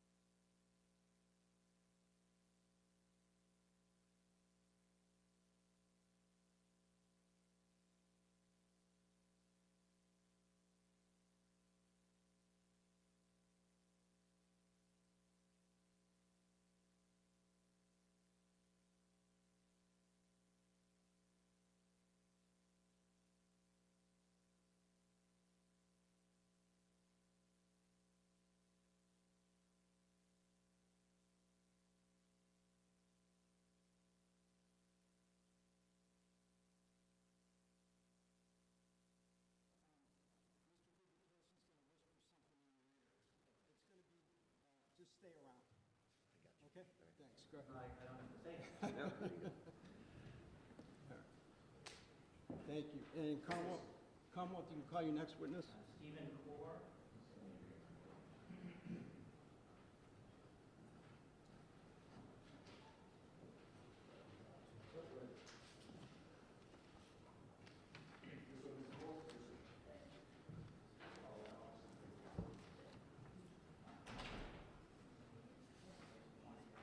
Could you raise your right hand?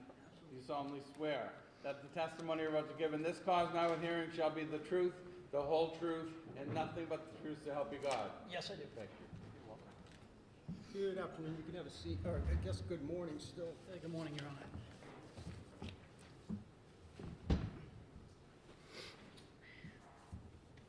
If I may. Yes, please.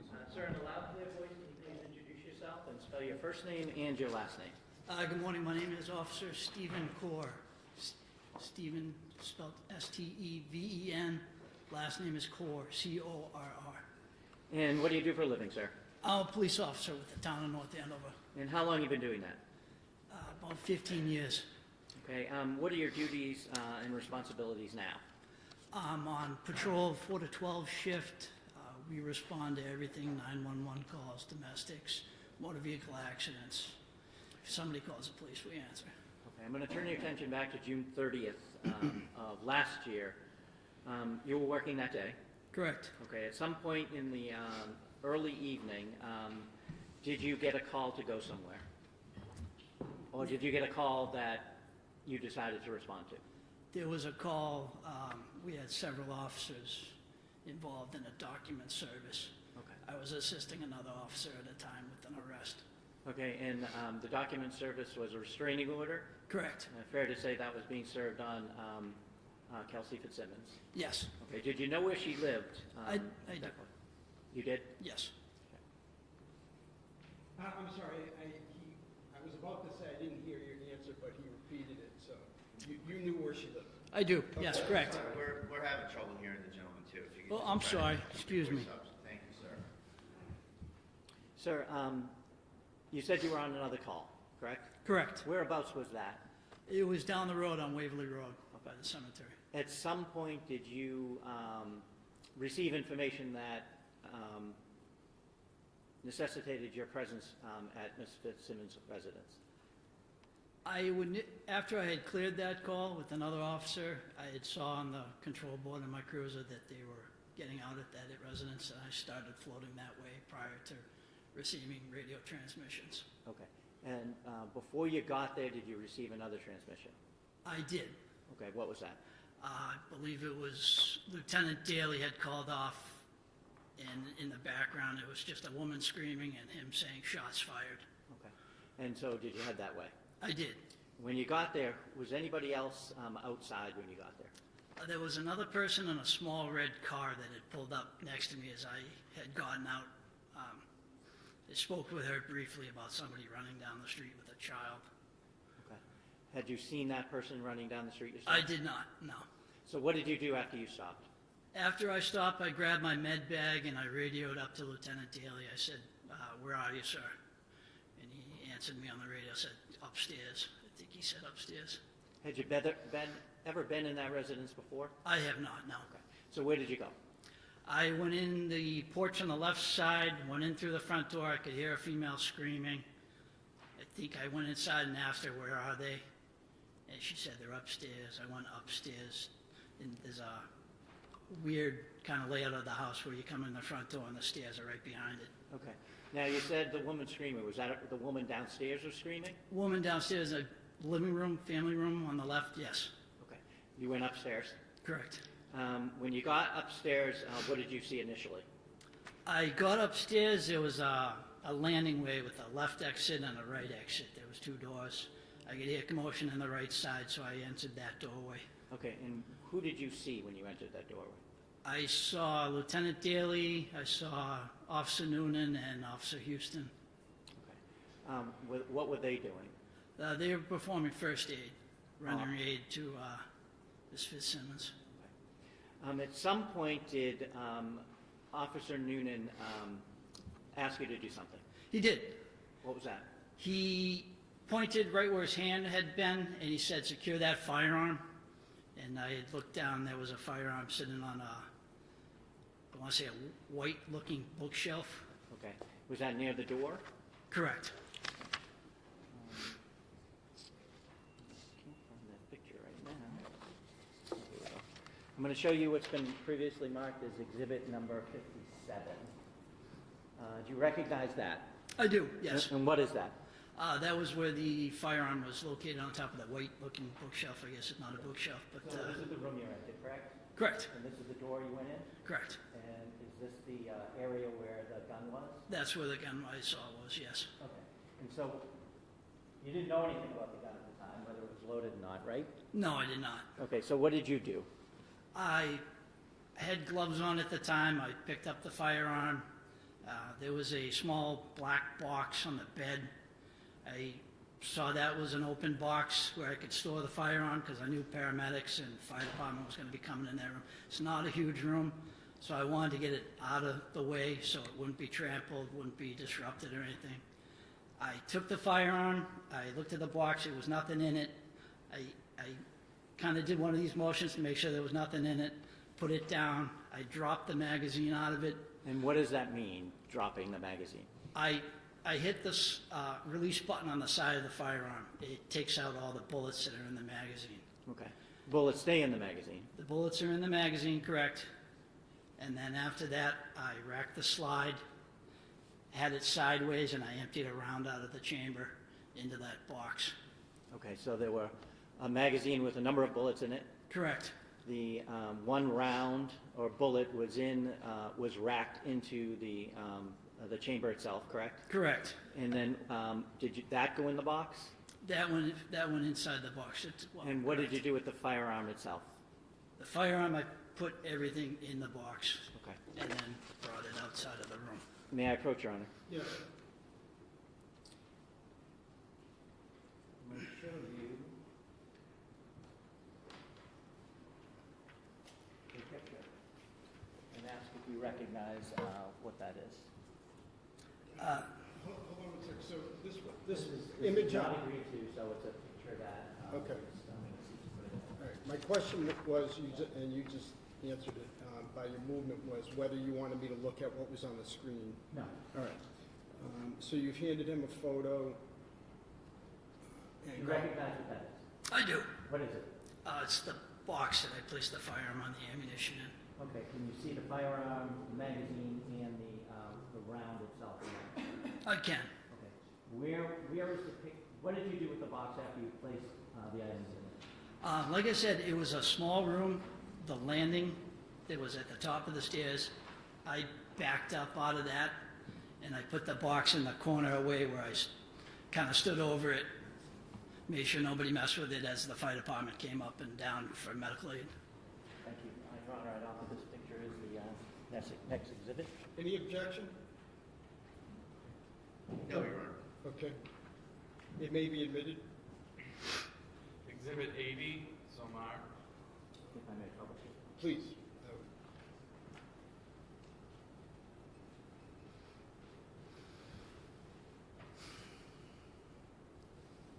Is that in the position where you had placed the box itself on the landing? Yes. You said you stood guard over it. Until when? As they were doing render and aid, Officer Noonan backed out of the room along with Officer Houston and I believe Lieutenant Daly. As she was being removed from the room downstairs, there started to be some issues. I asked Lieutenant Daly, who was standing next to me, I said, do you want me to go down and make sure the fire department's all set, putting her in the ambulance, make sure nobody interferes with that? And he said, yep, I'll take watch over the firearm, and he basically stood over it and made sure nobody, after I had left. Okay. When you initially went into the room and you saw Ms. Fitzsimmons on the ground, I'm assuming? She was blocked my view. I could see feet. Okay. I assumed that was her. Once everybody kind of moved out of the way and I walked in, I said, what do you guys need for help? They already had a med bag up there, but she was on the back side of the bed. Okay. Where was Officer Noonan after the fire department left? Standing next to me in the hallway, the landing area, I want to call it. Did you do anything with regards to him? Did you make any observations with him? I asked him if he was good. It's basically me making sure he's okay. Adrenaline's rushing. As I came up the top of the stairs, there was a little glass door on the left, and it looked like there was like a pinhole through it. I thought he might have been shot at, so I asked him, hey, did she get a round off on you? And he basically, I don't know. Overruled only because it's been admitted and it's of marginal relevance. Okay. Just to explain the scene. Sure. Nothing else. Okay. Cross?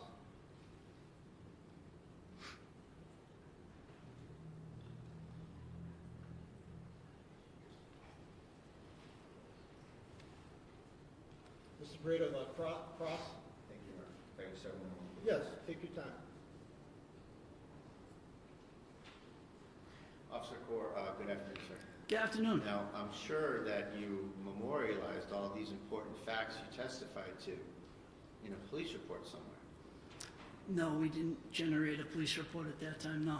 Well, I'm not asking if we did, I'm asking if you did. I did not, no, sir. Excuse me one moment. Do you mind going to the Oh, sorry. podium only because to make sure that the audio gets picked up?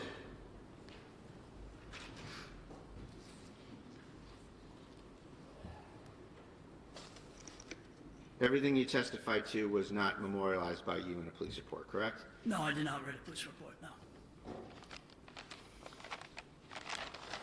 Now, also, you weren't interviewed until 30 days after this incident, correct? Interviewed by who? By the state police. I don't remember the exact time frame. Isn't it true that you were interviewed on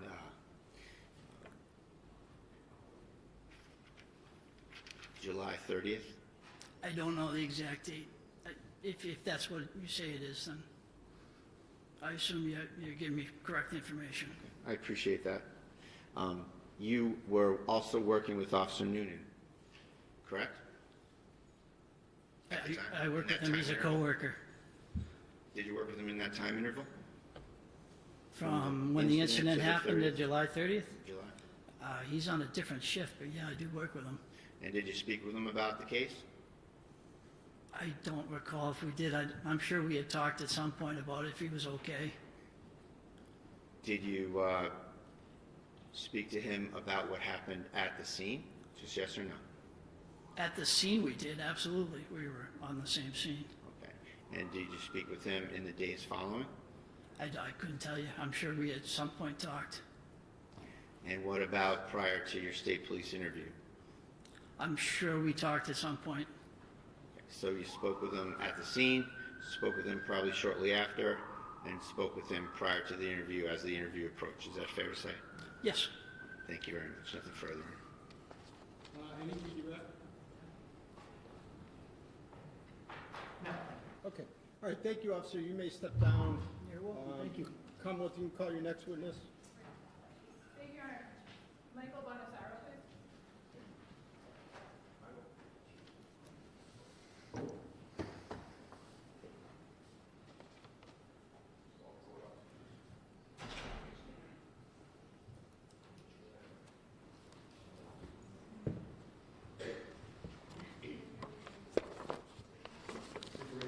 You solemnly swear that the testimony you're about to give in this cause now and hearing shall be the truth, the whole truth, and nothing but the truth to help you God. I do. Thank you. You may have a seat. Just pull yourself up to that mic. Thank you. May I? Yes, please. Good afternoon, sir. Afternoon. In a nice loud voice, if you could please state your name and spell your first and last name for the record. Sure. My name is Detective Lieutenant Michael Bonasoro. Last is spelled Bonasoro. How are you employed?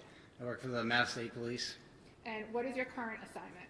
I work for the Firearms Identification Section. How long have you worked for the Massachusetts State Police generally? Almost 20 years. If you could give us a brief recitation of your assignments within the state police? All assignments are what I'm doing now. Start from when you graduated from the academy, briefly. All right. So graduated the academy in 2006. From there, was on the road for a few years. Transferred into the Firearms Identification Section. Stayed there for approximately 12 years. Transferred out of there. Went to the Narcotics Inspection Unit for a year and a half. Went to the duty office for a few months.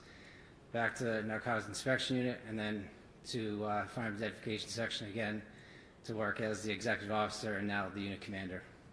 And so how long has your current assignment with the Firearms Identification Unit been? Since I've been back, a little over 3 years. What does the Firearms Identification Unit do? So we have many responsibilities. So we respond to crime scenes, preserve the evidence, document the scene. We do microscopic comparisons of fired bullets as well as discharged casings. We attend autopsies, we destroy weapons, and we do functionality of weapon certifications. How many troopers are assigned to your unit statewide? There's a total of 18 of us assigned statewide. And what are your responsibilities as the detective lieutenant in charge? So I look at training, make sure we're up to accreditation standards for lab protocols, making sure all of our protocols are in line with the current definitions of Mass General laws. I look at different aspects of how we respond to scenes, how we collect evidence, how we interpret evidence, looking at the definitions of firearms, ammunition, semi-automatic pistols, rifles, shotguns, assault weapons, different stuff like that. It's more of a managerial role. We're looking at making sure everybody has the training that is required amongst them, and authorizing them to do the casework when they have achieved all of their training. And fair to say that you still, from time to time, respond to scenes yourself? Yes, so as of right now, we're down a few supervisors, so I took on the role of going to these more high-profile scenes to observe my other ballisticians, collect evidence, as well as do some of the hands-on work myself. Can you briefly summarize some of the specialized training you've received over the years with respect to firearms? Sure. So when you go into the firearms identification, it's a 2-year apprenticeship program. You work with other senior ballisticians. You're looking at casework, seeing how to do the casework, making sure it aligns with the protocols that we have documented. You're doing test fires of weapons, numerous weapons, analyzing ammunition, magazines. You go into armors courses. You go into different conferences to look at the field of tool marks and seeing how these tools are making these markings and how they're transferring over to these discharge casings and projectiles. So it's an ongoing process of different trainings here. It's training from other examiners, see what they've discovered in the field, and making sure you're up to date with all the standards. And the armors courses that you've gone to, have you gone to numerous with respect to the common gun manufacturers in the United States? Yes, I've gone to several rifle, shotgun, firearm armors courses. Can you estimate how many weapons you've examined over the course of your career? Hundreds. And how many weapons have you test fired? Over hundreds of them as well. And do you also have the opportunity to examine ammunition as part of your work in the firearms identification unit? Yes, looking at the components of ammunition, yes. Okay. And one of the components of ammunition is projectiles? Correct. And you've examined estimate how many projectiles over the course of your career? Thousands. And how many scenes have you responded to? Hundreds of scenes. And have those been both fatal and non-fatal shooting scenes? Yes. Have you conducted and participated in the microscopic examination of ballistic evidence? Yes, several. Approximately how many times? I would say over 100 cases. And have you had the opportunity to testify in the courts of the Commonwealth? Yes, several courts. And if you could name a few of those courts? Middlesex Superior District, Suffolk Superior District, Worcester Superior District. And today you're in Essex? Yes. Okay. Before I ask you specific questions about the case, I just want to ask you some general questions about how firearms work and how ammunition works. Can you explain the components of a live round? So you have several components. So you have the casing that encompasses everything. You have the powder that's inside of it, and then you have the projectile, and you also have the primer. So you need all these components to make ammunition. So all these components combined will make one combustible material. You'll have what's called a firing pin. It'll strike the primer. Primer will ignite the powder inside of the casing, which holds everything together. Once the gases build up from the burning of the powder, the projectile will leave that casing. So the projectile is what's commonly known as the bullet? Yes. And the casing is what is often recovered at crime scenes? It's also referred to as a discharge cartridge casing, so it's been extracted from that firearm. Is there a way for you to determine whether a round has been discharged from a working firearm? There is. So you're looking at the tool marks of what's left over on that discharge casing or that projectile. So originally you look at the class characteristics. Does it have the same design features as that firearm? Is in regards to a projectile, is the twist going to the left or the right based on that design feature of that firearm? If it twists to the left, it would sometimes be 6, 5, 4 right twist. So you look at these characteristics, make sure they're in line, and then move forward into what's called individual markings. As firearms are produced, they're produced by tools. As tools are making these firearms, the tools are wearing away. You also have little pieces of metal that get in front of the tools, which will create unique marks. There isn't one firearm that is the same due to the fact that you'll have material that's in front of these cutting edges.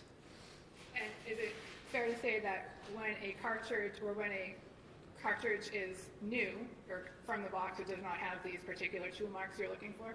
It shouldn't have any of the tool marks. It may have some type of markings, what's called bunted marks on a discharge casing.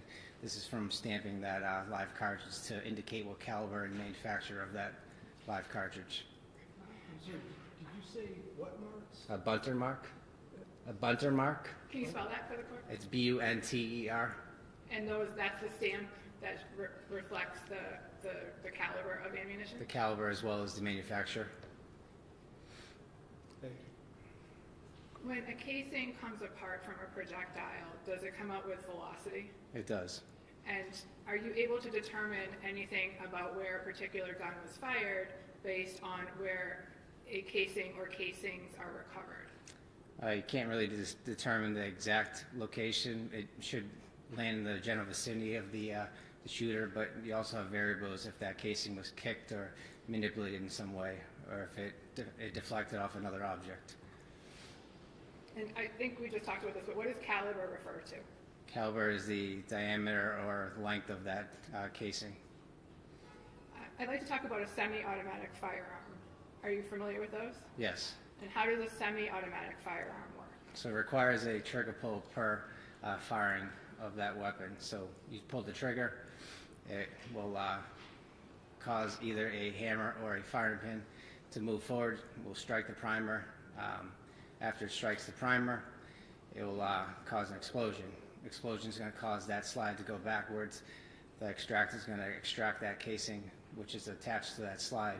It's going to hit what's called an ejector. The ejector is going to extract that discharge casing out of the ejection port, and it's going to continue the cycle. The slide is going to move forward now because it's under spring tension. It's going to pick up the other live cartridge that's in the magazine well and load the next live cartridge.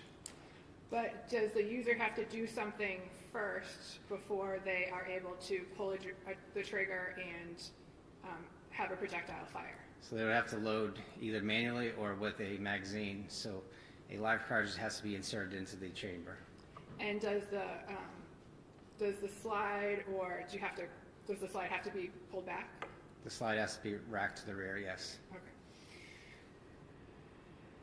And so the slide has to be racked to the rear just one time before the shots are fired?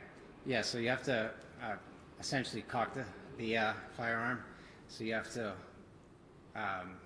put some external force on that firing pin or that striker to hold it in place.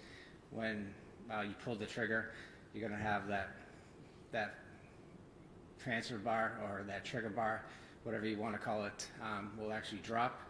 We'll engage that trigger bar or that striker to move forward and move past the aperture, which is the circular portion, and right in front of the primer that sits in front of the chamber. So all these things have to happen, but initially you have to have a cocked firearm for it to happen. So you have to load that live cartridge and put some external force on that slide to cock it. And is cartridge synonymous with magazine? Cartridge versus magazine, so a cartridge would seat in a magazine. So the cartridge holds the projectiles or casings in the magazine? Yes. Okay. And what part of the gun is the magazine? So it's an external piece that's inserted into a magazine well. So a user would take the magazine, enter a cartridge which contains the bullets, and then seat it in the handle of a semi-automatic weapon? So the person would load the ammunition inside of the magazine. The magazine will have a spring tension as well as a follower on top. That spring tension pushes that live cartridge to the top of that magazine at all times. That live cartridge is stripped by the slide or manipulated by putting that live cartridge in the chamber manually, but ultimately you do have to cock that weapon to fire it.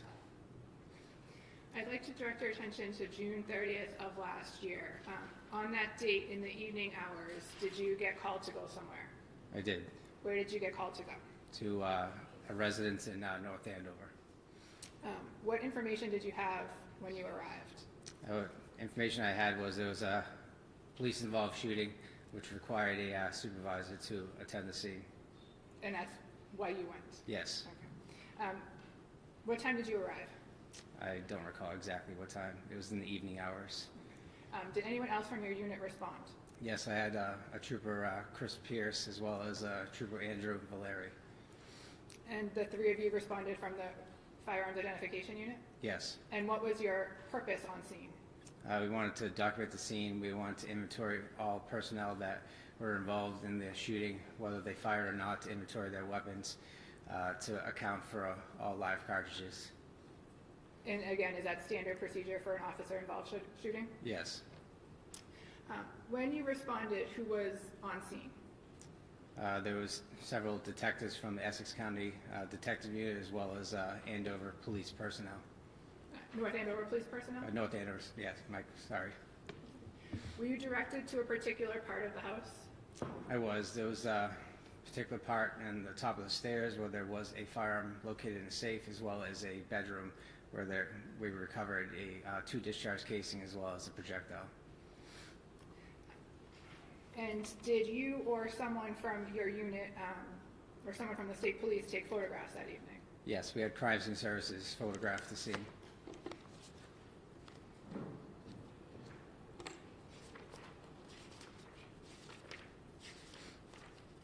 And what is Crime Scene Services? So they're a unit in the Massachusetts State Police. So they document, they photograph the scene, they videotape the scene to preserve the scene, as well as do prints on firearms casings and so on, as well as footwear impression markings. May I approach? Yes.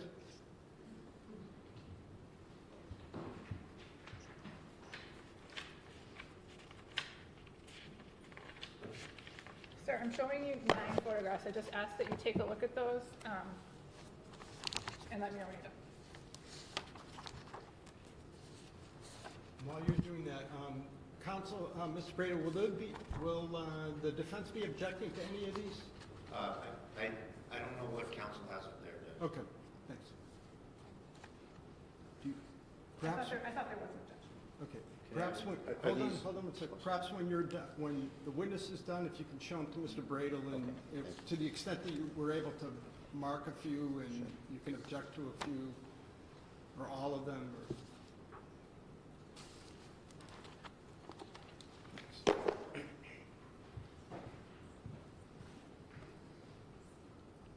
Take your time, Mr. Bradel.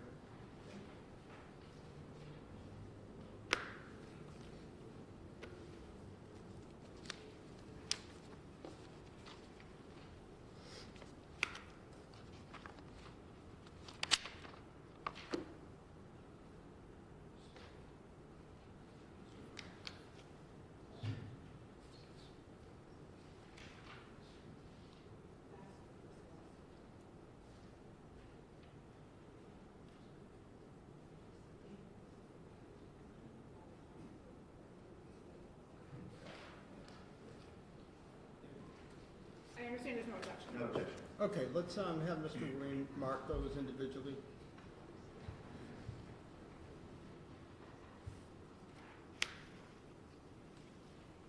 You said there were 9? Exhibit 81 somewhere. Exhibit 82 somewhere. Exhibit 83 somewhere. Exhibit 84 somewhere.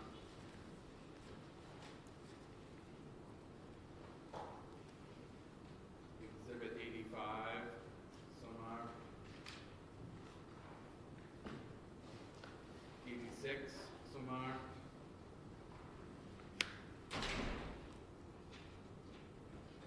87 somewhere.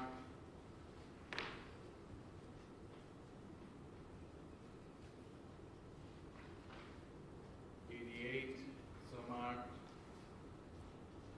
89 somewhere. Thank you. May I publish them, Your Honor? Yes, please.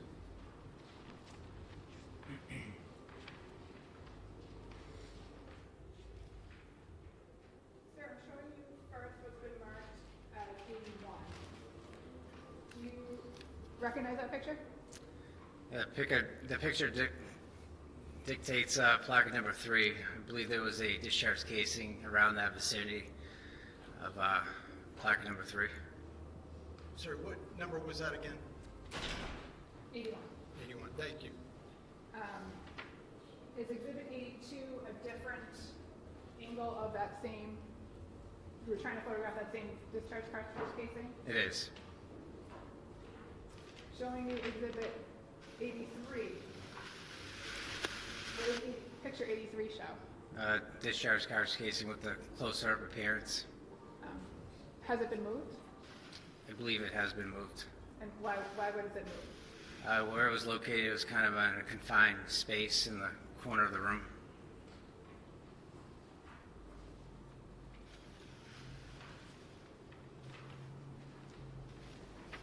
Showing you exhibit 84.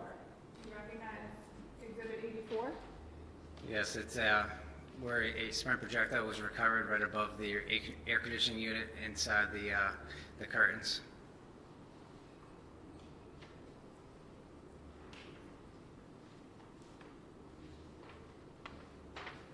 Exhibit 86. I'm sorry, can you just give me one moment to just catch up?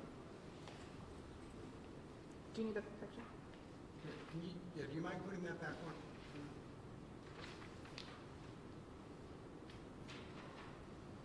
Okay, thank you.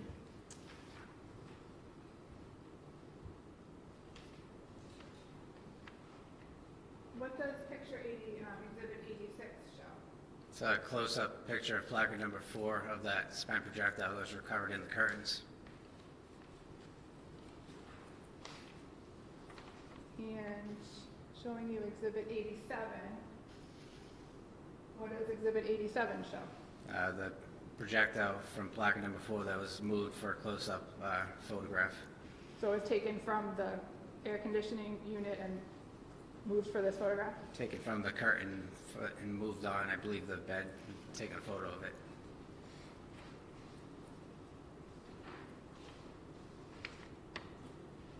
Showing you exhibit 89. What does exhibit 89 show? It's where a projectile possibly struck. We looked at the air conditioner inside and to the rear of it. They had a hole consistent with a strike on the outside of that air conditioner. Can't determine exactly, but it appeared to be a projectile strike, and there was another hole on the exterior or the back end of that air conditioner as well. And is that what exhibit 88 shows? Yes. And did you ever find a projectile associated with this air conditioner, the one that struck the air conditioner? I did not. That last photo, that one there, is that 85? 88. I'm sorry, 88? Thank you.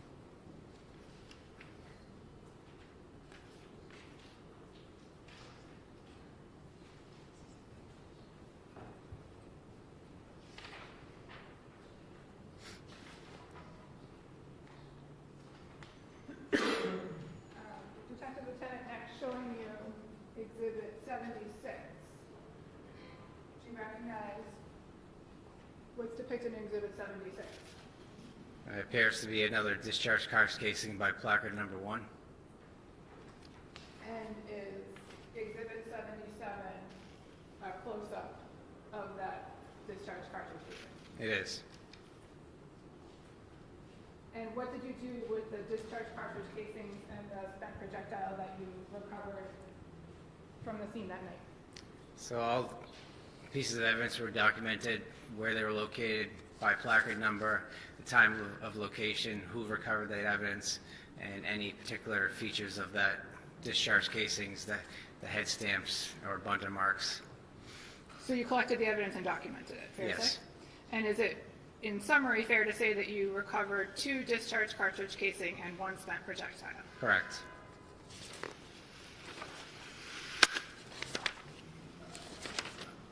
I'm sorry, I was distracted. Can you ask that question again? Sure. In summary, is it fair to say that you recovered 2 discharged cartridge casings and 1 spent projectile that night? That's correct. Thank you.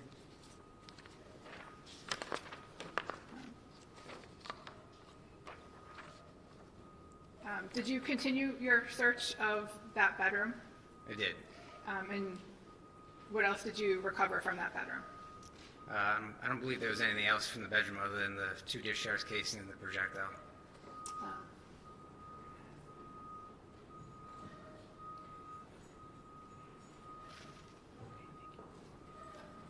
May I approach, Your Honor? Yes. Oh.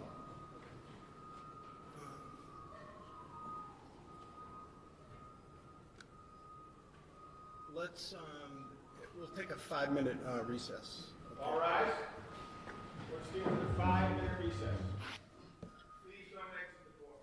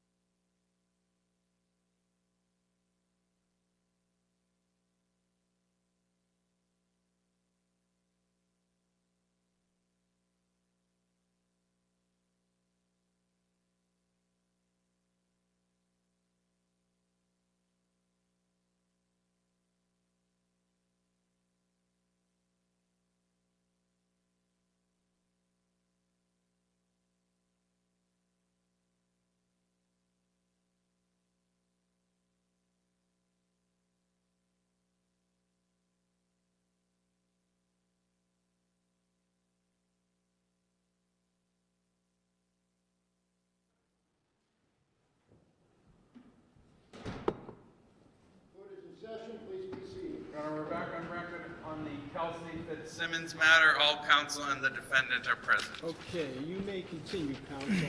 Thank you. Detective Lieutenant, is it true that you took possession of a number of firearms the night of June 30th, 2025? I did. And whose firearms did you collect? There's 2 North Andover police officers' firearms and another firearm that was recovered at the top of the stairs at the residence. And the 2 North Andover police officers, was that Tim Houston and Patrick Noonan? Yes. And did you also inspect Lieutenant Daly's firearm on scene? I did. And what did you determine with respect to Lieutenant Daly's firearm? He had, Well, I'm sorry. This almost only happens in Lawrence. But the window's open over here, and which is what we need for, because of our HVAC, but I'm having trouble hearing. Do you mind closing that? Sorry, and you're gonna have to repeat those last question and answer. I didn't.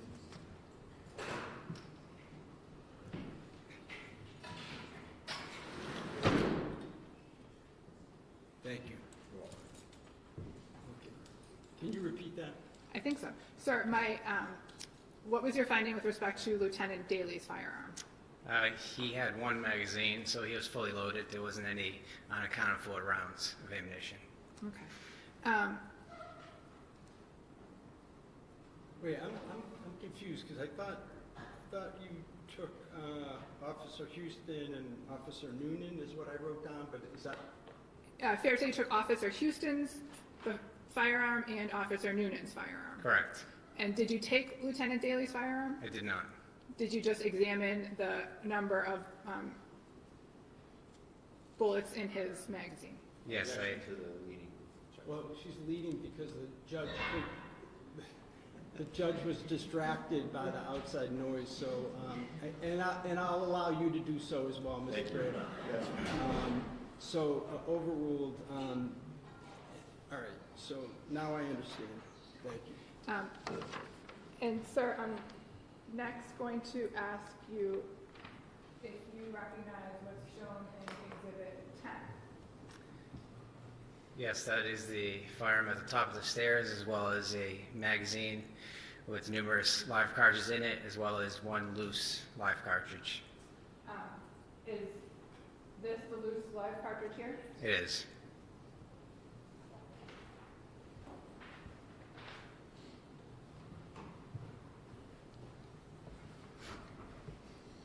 I'd like to ask you about your major findings in this case.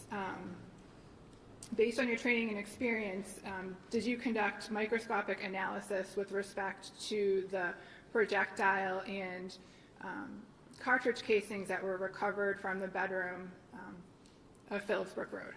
I did. So I test fired all 3 weapons and conducted a microscopic examination of the class characters as well as the individual markings that were left behind from the firing process. I was able to conclude that the weapon that was fired by Officer Noonan created the discharge casings that were recovered in the bedroom, as well as the spent projectile that was recovered above the air conditioner. And were you able to exclude any weapons? I was able to exclude the other firearms. I'd like to change gears a little and talk about the weapon that was recovered from the black safe at the top of the stairs. Did you do anything with respect to that gun? I test fired that weapon with 2 live cartridges from submitted ammunition. And what was your conclusion? That weapon did not fire the discharge casings as well as the projectile that was recovered. So the gun from the black safe was also excluded from the discharge casings and the projectile that were recovered from the bedroom? Correct. But did the gun operate? It did operate, yes. Was there any problems with its operation? There was no malfunctions. Did you bring with you today a box? I did. And what is contained within that box? I believe it was that Glock firearm that was in question that was recovered at the top of the stairs. Is that box packaged in the standard way that the ballistic unit packages firearms? It is. If you could open the box and explain what is in the what's contained within.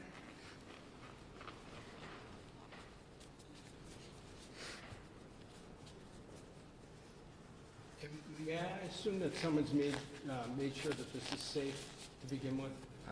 I'll do it again, Your Honor. Okay. All right, we have a trigger lock that was provided later. We have the firearm in question. It is safe and empty. There's nothing in the chamber. The slide is locked back to the rear. There's nothing in the magazine well. The weapon is safe and empty.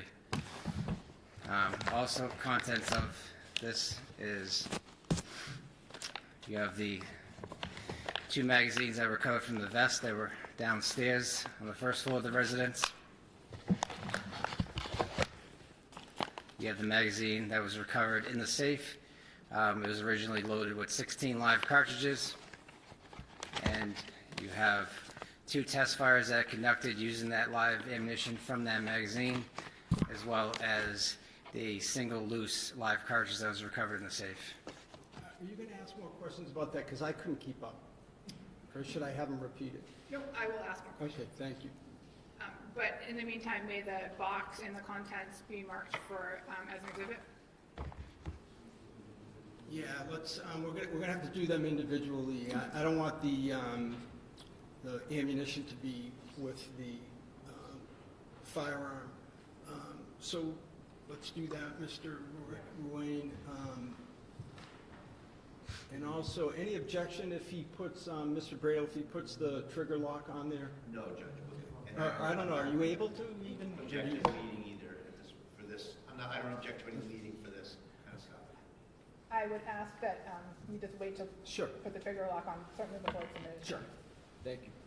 How about we do the gun in the box, and then the rest we can mark, tag individually? Sure.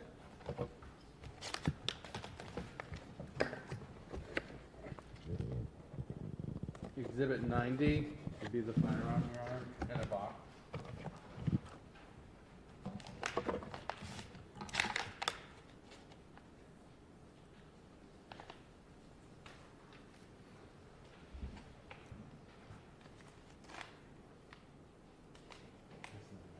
No.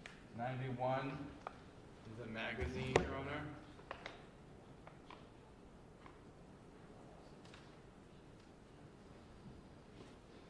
And 92 is also a magazine, Your Honor. Is it with the ammunition? Yes. Okay. 93 is the magazine. 93 is a magazine with ammunition.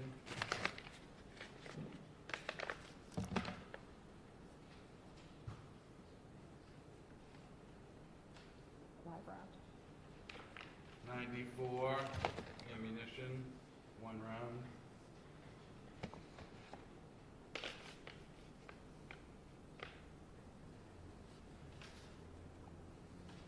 Test fire.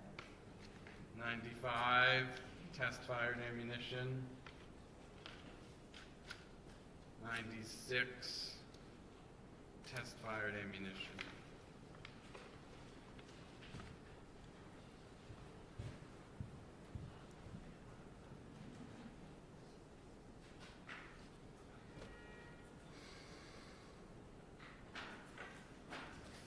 The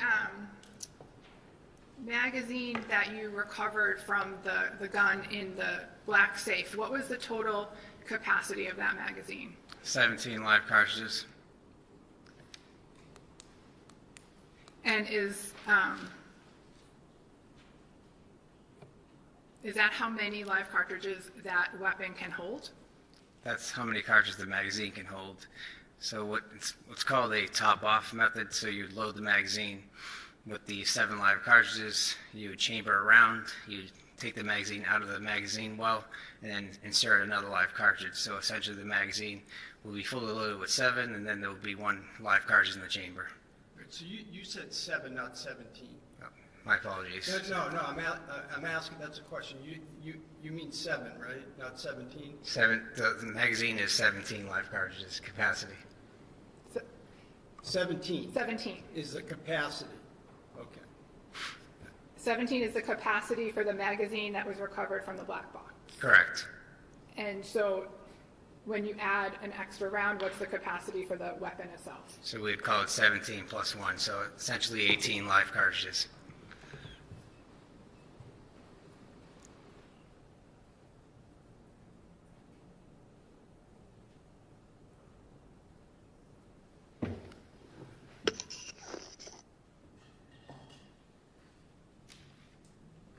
So getting back to that, in that black box, in this, I'm showing you Exhibit 80. Exhibit 80 is the gun, the magazine, and the single live projectile that is contained within the box in front of you. Is that correct? Yes. Okay. And when you examined this firearm, how many bullets were in the magazine? There were 16 live cartridges in the magazine. And how many live projectiles were in the safe? There was 1 loose round live cartridge in the safe. And that is reflected in the 1 loose round cartridge. That's in Exhibit 94, is that correct? Correct.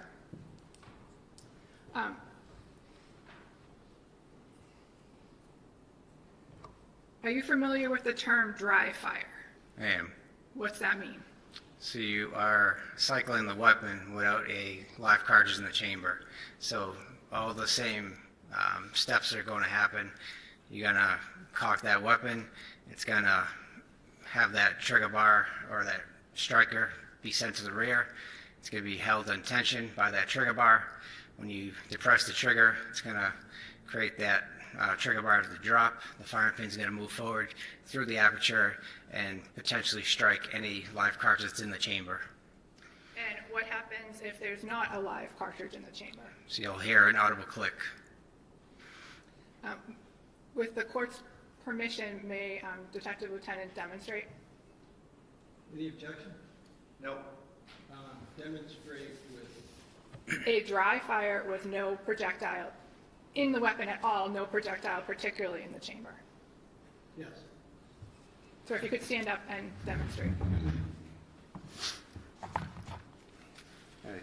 Again, there's nothing in the magazine well, nothing in the chamber currently. So the weapon currently is cocked. You'd move the slide forward, still in the cocked position. You still have that trigger bar, it's moved backwards. And then when you pull the trigger, you'll hear an audible click because it's releasing that striker. That striker is going to move forward and hit where the aperture where the firing pin would protrude. So you'll hear the click. And then in order to reset it, so right now you have a dead trigger, it's not going to do anything. Again, pull the trigger, audible click. And that's what you'll hear. If you have nothing, if it's halfway, you'll have a click as well. So if it's not all the way chambered, it'll click as well. So what we call it is out of battery. So the weapon is locked to the rear. You'll have the slide forward. Now the weapon is battery. So you have an enclosed live cartridge.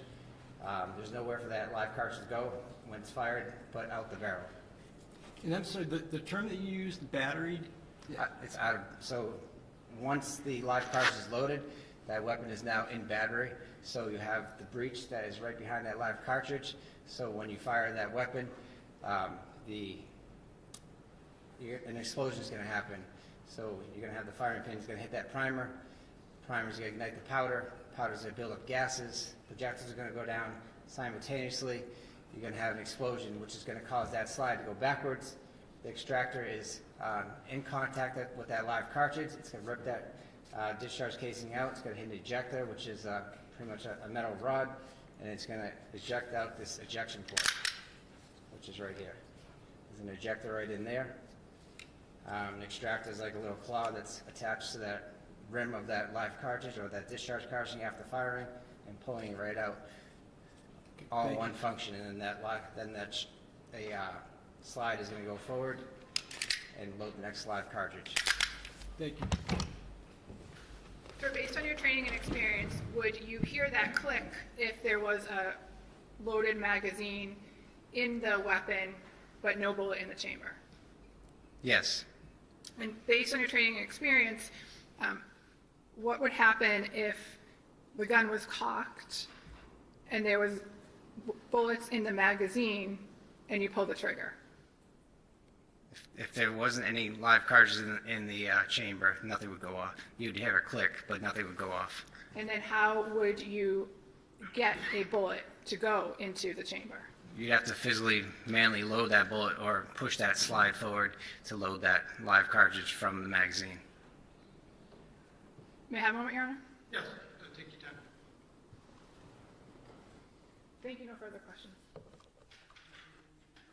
Thank you, Mark.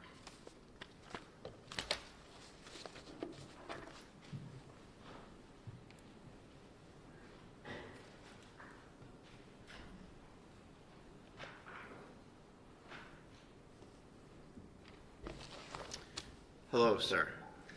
Afternoon. Lieutenant Detective Bonasaro, do I have that right? Detective Lieutenant Bonasoro. Bonasaro, nice to meet you. We have never spoken before, correct? Correct. So, what's a head stamp on a cartridge? It's the indicator that tells you the caliber and the manufacturer. Was that something that you took note of for all the cartridges in this case? Yes. And and you can look at any of your reports if you like, or anything you need to look at, you can just let me know. Or you can just go right ahead and do it. Do you have your reports with you?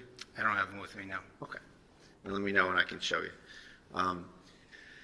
In this case, relative to the spent projectiles that you recovered and the loose round you recovered, did you check the head stamps of those? All head stamps were recorded on all evidence, yes. And they're on your ballistics worksheets, right? Yes. And if you need to look, just let me know. All the head stamps for all these cartridges were the same, right? I believe so. It was Hornady 9mm? Yes. Okay. And so, just out of an abundance of caution, I don't want you to believe so. I want you to look and just tell me. Is that all right? Yes, that's And I'm pretty sure I'm giving you everything. And if I don't, just let me know.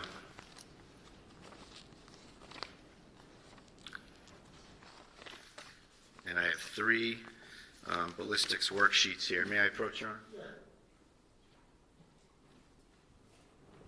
Let me show you those. Take a look. Take all the time. And then, just so I'm clear, Mr. Brado, the question is whether all the ammunition recovered had the same head stamp? Yes. Okay, Correct, thank Your you. Honor. So, with respect to, actually, I should qualify that a little more, Your Honor. Sure. The question was, the 2 spent projectiles and the loose round, do they all have the same head stamp?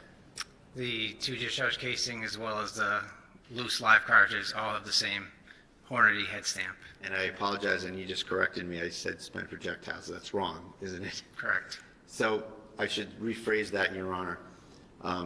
The 1 live round, live cartridge, and the 2 shell casings all had the same head stamp.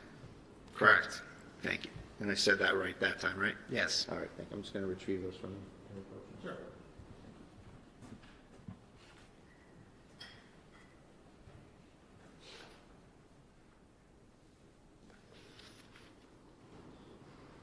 As a state police detective, you go to various towns and you investigate ballistics evidence, ballistics issues at various calls, right? Yes. And oftentimes you get there kind of well after the fact of the incident, right? Correct. And in this case, I know you don't exactly remember the times, but let's break it down a little bit. How long did it take you to get to the scene, if you recall? Probably over an hour to get there. I was traveling from Maynard. Okay, so Maynard to North Andover, and it's, was it dark out when you got there, if you can recall? I don't recall exactly what time I got there. Okay. It's fair to say that the scene was secured and there was there were no civilians around. It was a crime scene that was in the possession of police. Safe to say there was a secure scene, yes. Okay. And you saw colleagues from the state police that are assigned to the state Essex Detective Unit, right? Correct. And you also saw some North Andover police officers as well, correct? Yes. And it's fair to say that the North Andover police officers were having free reign over that scene when you were there? I wouldn't call it free reign. Well, nobody was keeping them out of there, right? I believe they had a log of who was going in and out, but it's not my responsibility to keep track of who's in the scene. Certainly not. And you oftentimes don't have personal knowledge of what goes with what cartridges from what gun, things like that. Correct. And you often have to rely on what people at the scene tell you. Yes. And then you can also, however, apply your science and figure out to a reasonable degree of ballistic certainty what the relationships of certain projectiles, cartridges, and firearms are, right? Yes. Okay. And in this case, you don't have any personal knowledge of the chain of custody of these various firearms, do you? What was recorded in my notes of who I recovered these firearms from is all I can. Well, we can start there, and we'll go through it. So you wrote a report, and again, if you want to look at this, just let me know.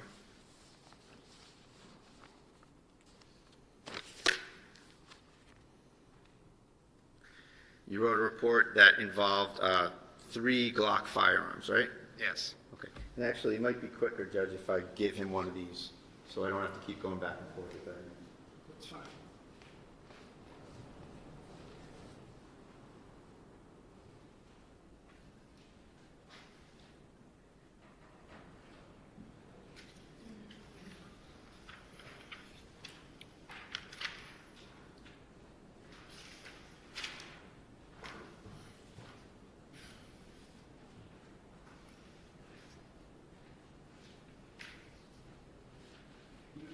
Let me ask, Mr. Brady, do you think that now's a good time to break for lunch? Do you think? Sure, And then, that's fine, Judge, and I'll have the paperwork for him, and we can just go without having to go back. Yeah, maybe let's do that. So Thank you. we'll stand at recess and let's start back up at 5 of 2. Should we have him All put right. the gun lock on? Stand in lunch recess. Should you put the gun lock on? Yeah, do. Okay.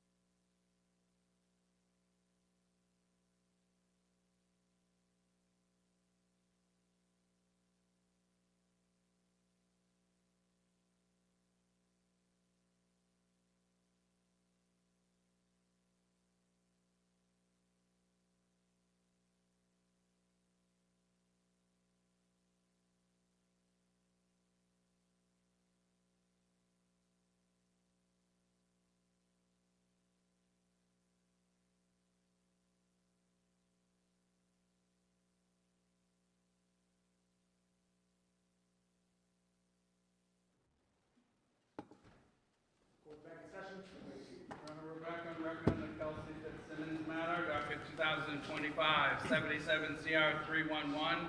All counsel and the defendant are present. Okay, and I think we left off during cross. Yes. May I resume, Your Honor? Yes, please. Thank you. Lieutenant Detective Bonasaro, you have a copy of your report, right? I do. Okay. And there's other documents too. You have worksheets and other items, correct? Correct. So if you need anything, just let me know and we can share anything you need, okay? Okay.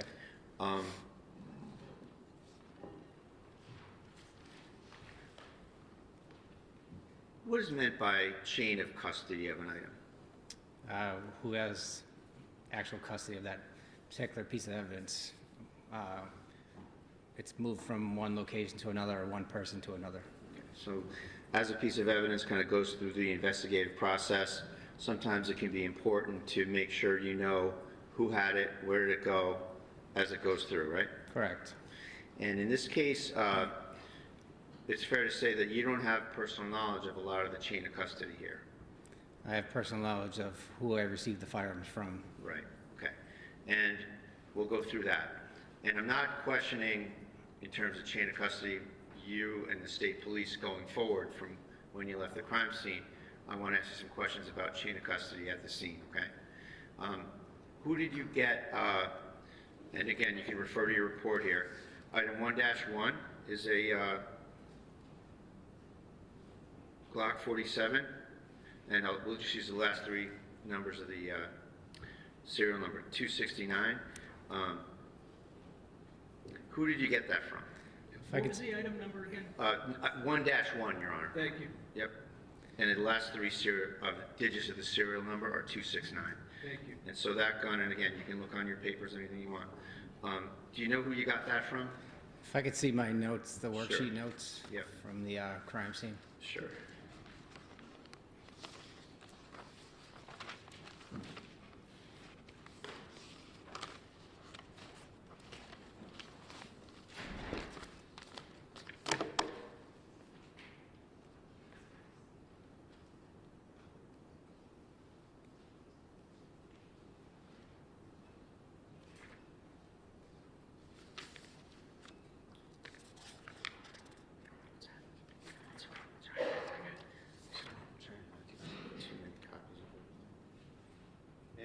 Yeah. See if I got this right. These would be the notes, right? And this is just another copy of that report. Yes.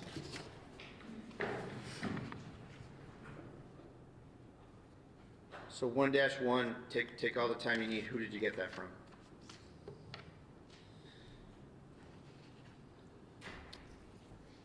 It was received from Detective Lieutenant Michael Davis. Okay, and who's he? He works for North Andover. All right. And do you know whose gun that is identified to from the incident? Based on the serial number, I was told it was Officer Nunan's weapon. Okay. And are there some notes in that packet you have there from you that indicate that Chief Gray had that gun for a while? Yes. And what are the indications that, how did Chief Gray come to get Nunan's gun? I was told that he had custody of the weapon and he unloaded the weapon at some point and he put the live cartridge that was in the chamber back into the magazine. Okay, so Chief Gray is manipulating Nunan's firearm. And I mean the word manipulating in the physical sense. Yes, this is what I was told. Okay. And then it goes to who? Lieutenant Reardon, was it? Detective Lieutenant Michael Davis. Davis, sorry. And then Davis gives it to you? Yes. And that's just what you have documented, right? You don't have any knowledge of any other people having it, right? Correct. Presumably Nunan had it since it was his firearm at some point. Presumably. And, all right, so that's 1-1. And item 1-2 is a box magazine from item 1-1, correct? Yes. And it's got 16 cartridges in it, and the capacity is 17, right? Yes. And so you say right in your report, from item 1-1, so it's the magazine from Noonan's gun, right? Yes. Okay. Then 1-3 is a little different, isn't it? Yes. You write there, one removable box magazine from, but then you didn't fill in who it's from, right? Yes, that was an error on the administrative portion of the report. Okay. And just so we're clear, this is your report, correct? Yes. Okay. So it was never noted where the 1-3 is from, correct? In terms of the gun.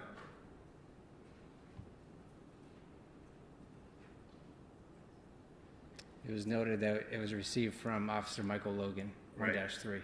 So he's the chain of custody guy, but unlike 1-1 and 1-2, where you match them up, that the magazine is from 1-1, here, it doesn't say where that magazine is from, right? Well, these were recovered at a later time.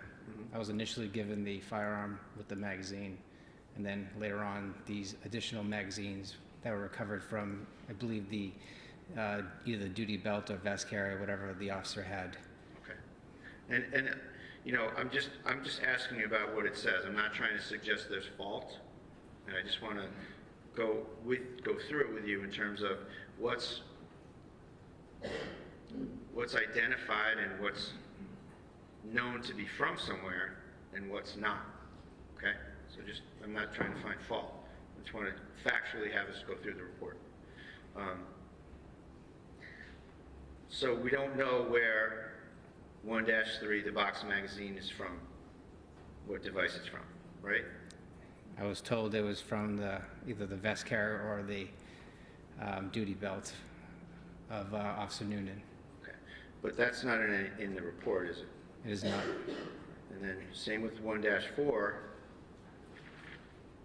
one removable box style magazine from, and then from is not identified, right? Correct. Okay.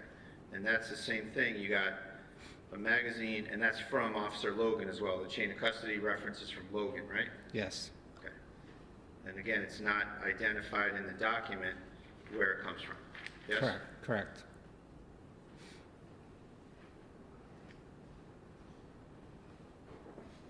Then 1-5 is another Glock 47. So it's just to cut to the chase. All three guns you have are Glock 47s, right? Yes. Okay. And that's a semi-automatic firearm that was, to your understanding, issued to the North Andover Police? Yes. And each one obviously has its own serial number. Correct. But otherwise they look the same. Yes.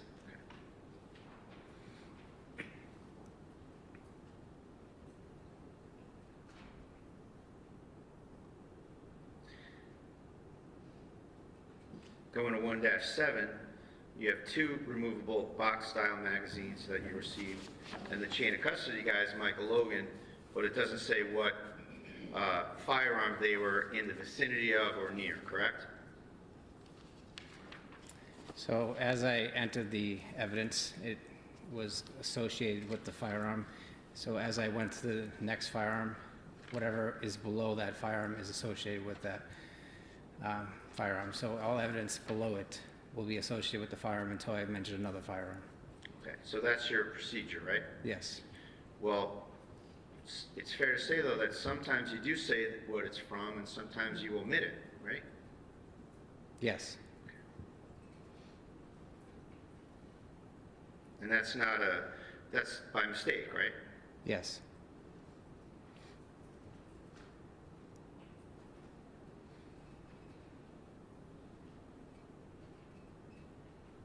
And then you have 1-9, which is another Glock 47. Last three serial number is 315, right? Correct. And that is associated with who? Is Officer Kelsey Miss Officer Fitzsimmons? Fitzsimmons? Yes. And then you have a box magazine 1-10, right? Correct. and you do write from that item, in this particular instance, from Correct. 1-9, from Ms. Fitzsimmons' firearm, right? Yes. And then you do 2 removable box-style magazines from a vest carrier on the first floor. Yes. And it's fair to say that after item 1.8 from Michael Logan, that's the last reference to the chain of custody person you received items from, right? Correct. So from 1-9 to 115, you don't reference who you got the items from, right? Well, I physically recovered that evidence. Okay, so you had it Yes. from the scene, like from the floor or the bed or wherever? Correct. Okay, so these are things that you recovered? Yes. Okay.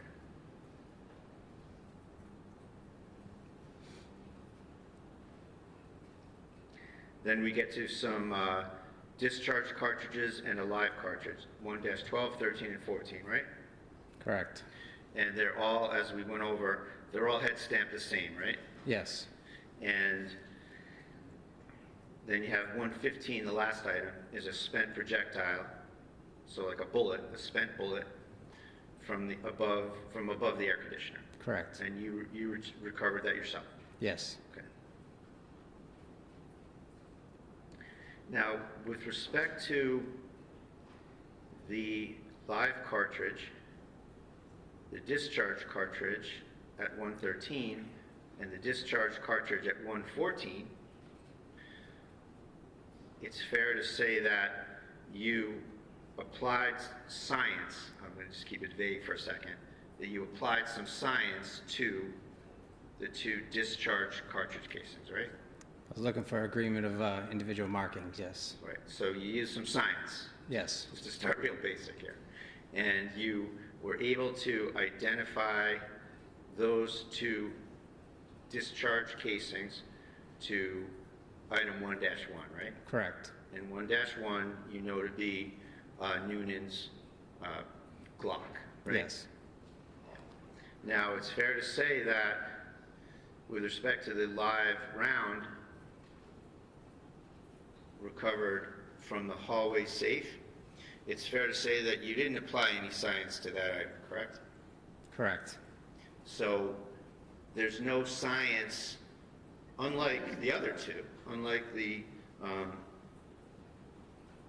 discharge casing in 114, the discharge casing in 113, unlike those, the live cartridge, there's no scientific basis for you to say what gun that came from, right?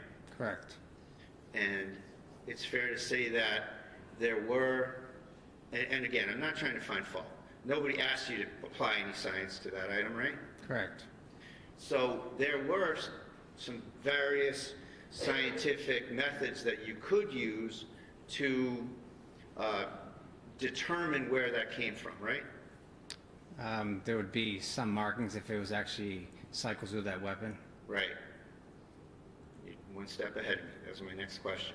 If that was cycled through a weapon, you would have, what, breech face markings? No, you would have what's called extractor markings, possibly ejector markings, as well as you may have magazine marks. Okay. And just to kind of bottom line it, that means that if someone had, if that cartridge was in the chamber of Ms. Fitzsimmons' weapon, and it was made safe by cycling it out, right? Correct. Breech face markings or ejector markings or extractor markings would be deposited on that cartridge, right? Possibly, but not breech face. Breech face markings is part of the firing process. Okay, so what processes were available to figure that out? So you could have the extractor mark, which is holding that live cartridge in place. You'd have a magazine mark if it came from the magazine, if it was loaded in the magazine, and you'd have possibly an ejector mark. But a lot of times these cycling marks don't show up due to the fact that there isn't an explosion that happened, so it's not a exact way of looking at these markings. So you're looking at a piece of ammunition that could have been cycled, but there's no definitive amount of markings there to determine that, unless there was some type of defect or whatnot. And to figure that out, you got to look at it. Correct. And that didn't happen here, right? Correct. Nothing further. Okay. Read you back? Okay. All right, you may step down, thank you. And Commonwealth, you can call your next witness. Timothy Houston.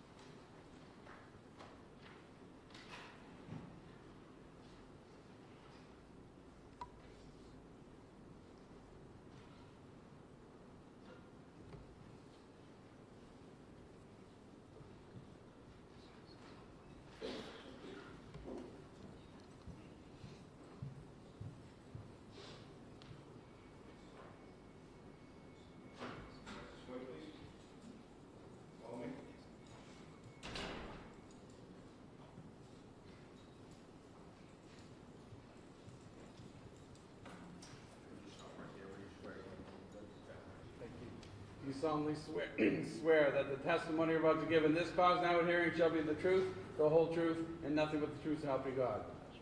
Why don't you stop right there?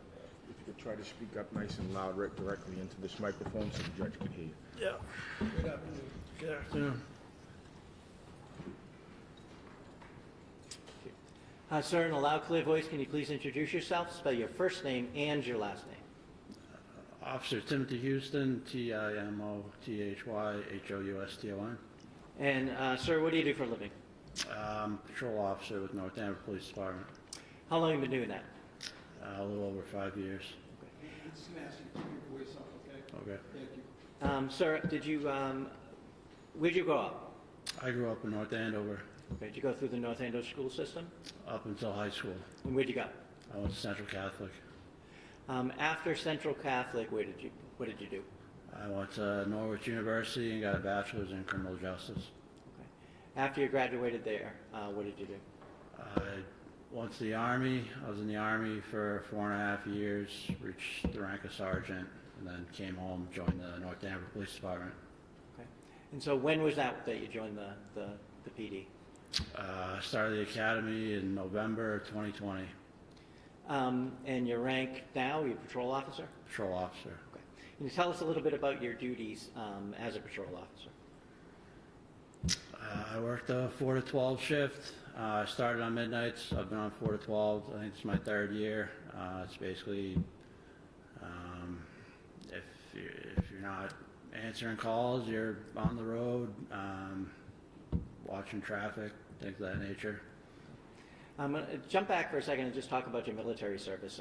You were in the Army, you said? That's correct. Okay. And what did you do there? I was a cavalry scout. Okay. And what did that entail? I mean, I had different positions. The job itself, you mainly focused on reconnaissance. While I was there, I started as a dismount.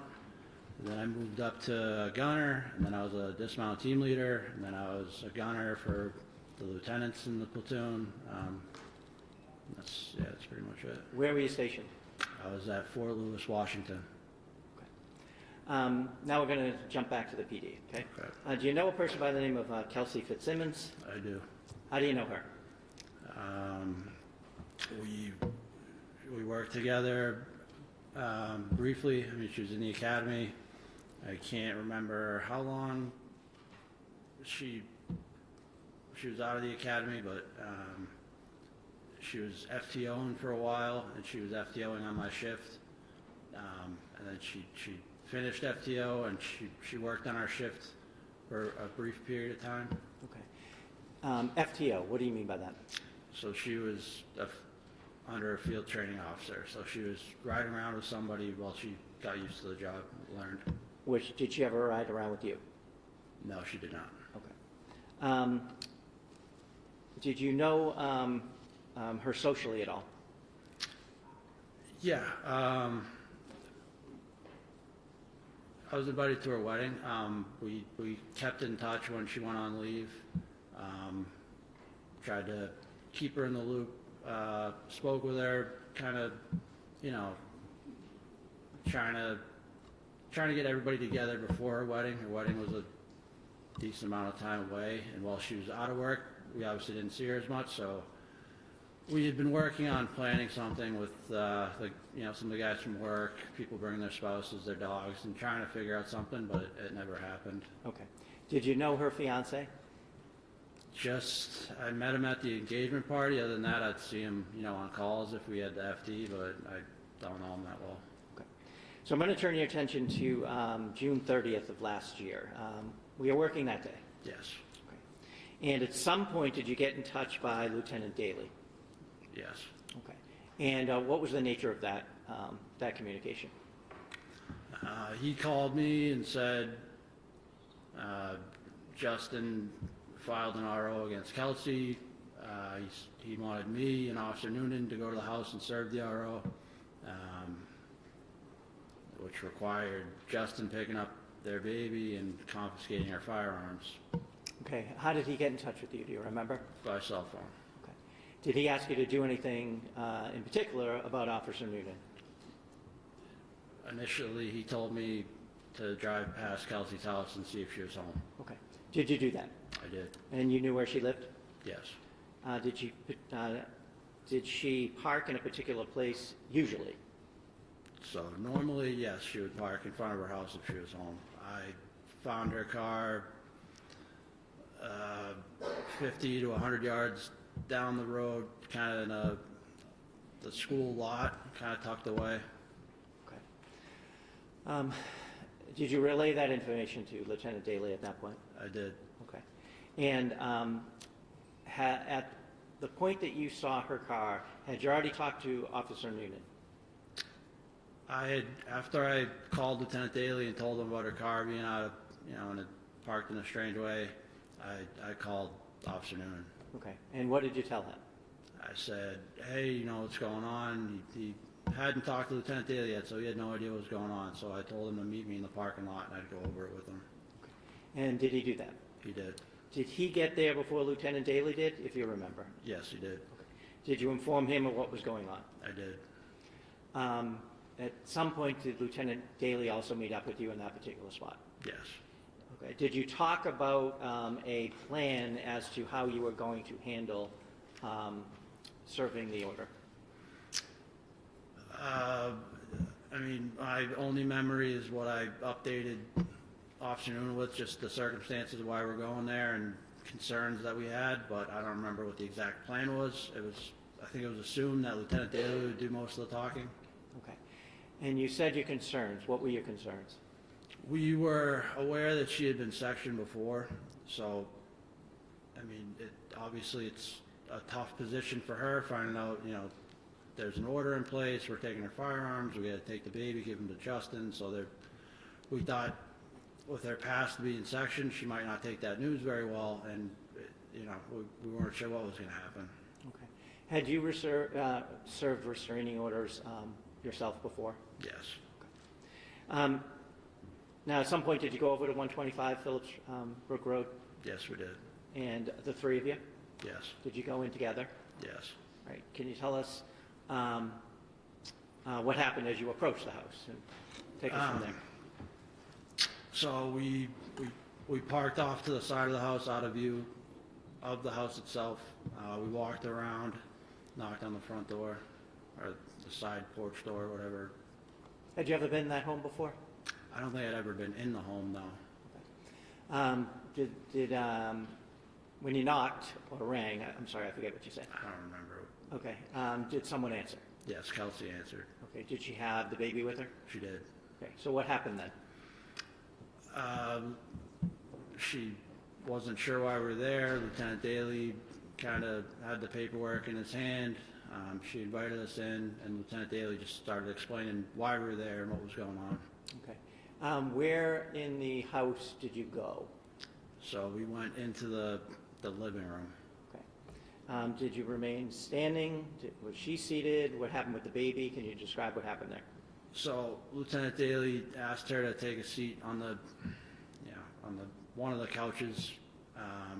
Had her put the baby in like a rocker on the floor, and I stood kind of away from them by another couch.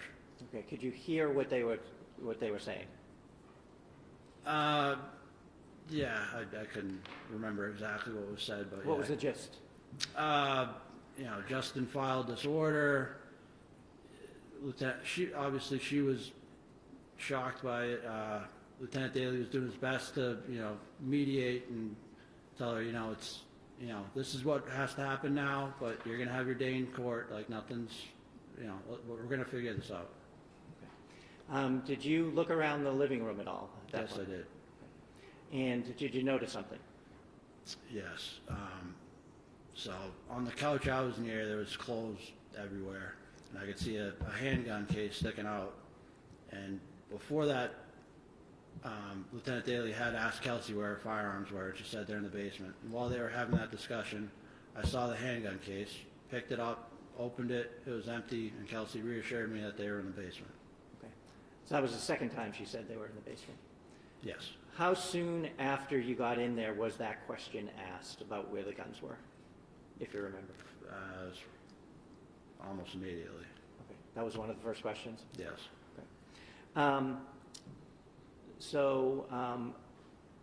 What happened next? We told her that, or Lieutenant Daly told her that Justin's going to come and pick up the baby. So she said, how long is he going to have him? I need to pack for him.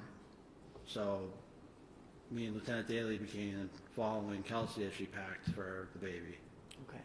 And did she do anything with the baby when you guys were following her around, if you remember? I believe at that time Officer Nunan was holding the baby. Now, you said you were following her around the house? That's correct. Was it? Why was that? It was still, we were still a little bit on edge. She had to go to the kitchen. I remember when me and Lieutenant Daly followed her in the kitchen, I was concerned because there was butcher knives all along the kitchen. That was just something that stood out to me. Okay. Was it your intention for you or another officer to be with her the entire time? That's correct. Okay. Is that standard practice when you're have similar concerns? Correct.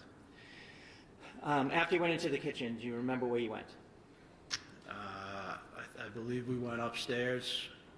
Me, Kelsey, Lieutenant Daly, briefly came back downstairs, and then we went into the other side room. I think it's like an exercise room. Okay. At any point, if you remember, did the defendant make a call? Yes, at some point she called her mother. So after you came downstairs, at some point did you take possession of the baby? That's correct. Okay. What happened while you were holding the baby? Anything?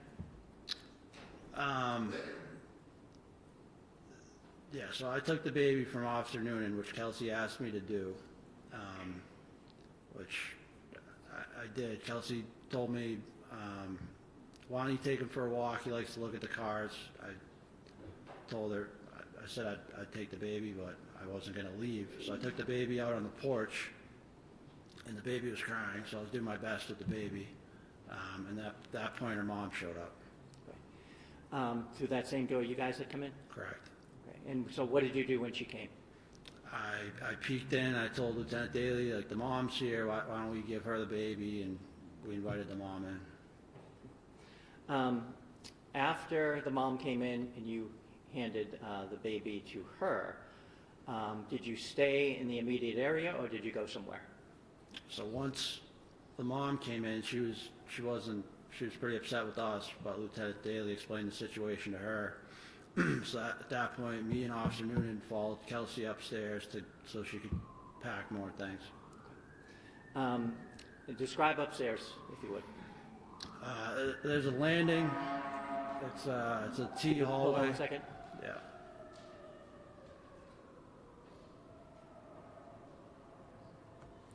Okay.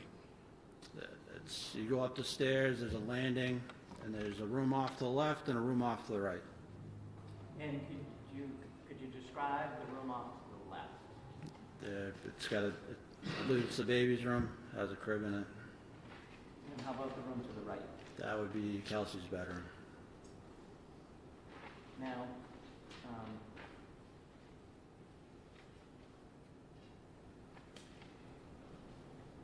you said you followed her up there. Did she go in any one particular room? She moved between both the rooms. Okay. While you were up there? Correct. And what was she doing? She was packing. At some point, she mentioned that Justin doesn't have a car seat, so she handed me a car seat. I was holding it and started putting more and more stuff in there, and at some point I put it down. Why'd you put it down? I didn't want to have my hands tied up. Okay. And did that continue for some bit? Briefly, at some point, she heard a female's voice downstairs, and she made a comment to me.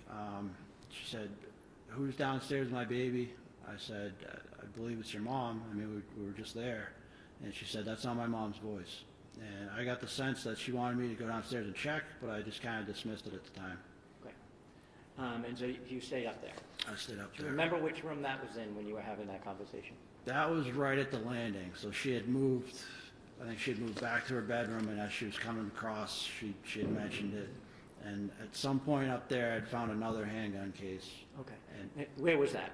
I honestly couldn't tell you which room it was in. Okay. And did you look into it? I opened it, and she saw me open it, and she said, "I already told you they're in the basement." Was there anything in it? There was nothing in it. At some point, was your attention drawn downstairs again? Correct. Okay. Can you tell us about that? Yeah. So at some point, Justin came. Kelsey heard his voice, and she said, "I don't want him in the house." And at that point, I thought the only thing that was going to escalate the situation is them two in the house together at the same point. So I wanted to help Kelsey out, so I told her I'd go tell Justin to leave. Okay. Where were you when this conversation happened? Between me and Kelsey, we were still upstairs. Okay. And was Officer Noonan also with you? Yeah, So did you go downstairs? I did. Okay. Officer Noonan stay up with Kelsey? Correct. Where is she at this point, if you remember? She was either in her room or at the landing, but I couldn't be certain. But when we had that conversation, we were at the landing. And Okay. You went downstairs? Correct. And what did you do when you went downstairs? So when I went downstairs, I only saw Lieutenant Daly, the mom, and I told him, Kelsey doesn't want Justin in the house. And he said, "All right, Justin's," I don't know if he said he's in the basement or he's coming up from the basement. He said, "Just go to the basement and tell him just to wait outside." Okay. So where'd you go? I walked past Lieutenant Daly and Kelsey's mom through the kitchen where the basement, the top of the stairs is, and I opened that door. Could you see down? So the lights are off. I flicked the light to turn the lights on. Lights didn't turn on. So Could you hear anything downstairs? I couldn't hear anything, and I remember after I flicked the lights on, they didn't go on, and I'm looking at a pitch black basement. I thought there was a chance I misheard Lieutenant Daly, and I just kind of stood there. I was like, I really don't want to walk down there if he's not down there, but I don't know how I was just kind of having like a moment where I wasn't sure whether or not to check with Lieutenant Daly. Okay. Did something happen at that point? Yeah, so at that point, I heard Officer Noonan yell, "Kelsey," and then I heard 2 gunshots. What did you do? I ran back the way I came. At that point, it was only Kelsey's mom. She was still in the living room. Lieutenant Daly was gone. He'd already gone upstairs, and I started making my way upstairs. Okay. When you were making your way upstairs, could you see anybody at the top of the landing? I could see Officer Noonan. And what happened as you went up? So, I mean, I knew it was gunshots. I came over the air and I said, "Start medics." I don't know if that got caught or someone else was calling at the same time, but I had my pistol out and I was going up the stairs. I saw Noonan and I said, like, "Do you get up there? What was that?" And I can't remember exactly what he said at that point. Can you give us the gist of what he said? At that point, he said, yeah, he looked like he was still in shock. He said, yeah. So I kept moving up towards him, and as I got closer to him, I was like, "What just happened?" He said, "She pulled a gun on me." And we talked about it later, but at that point, that's what he said. That's fine right there, actually. Okay. Just didn't want anything further. Okay. Thank you. Do you remember the exact words he used? So the exact words he used would be after the FD and we had gone into the other room and spoken. But at that exact moment, I don't even. What's the basis? So, I'm not, I guess it's that it's a vague question because I don't know what he's referring to in terms of what conversation, how long is it after the incident, what's the demeanor, what's the purpose of it being offered for. There's a lot to unpack here. All right, well, what the answer was didn't include hearsay. It just was that I think it was something to the effect that later on they went in the kitchen, maybe he and Noonan and had a discussion, something to that effect. But the objection is overruled.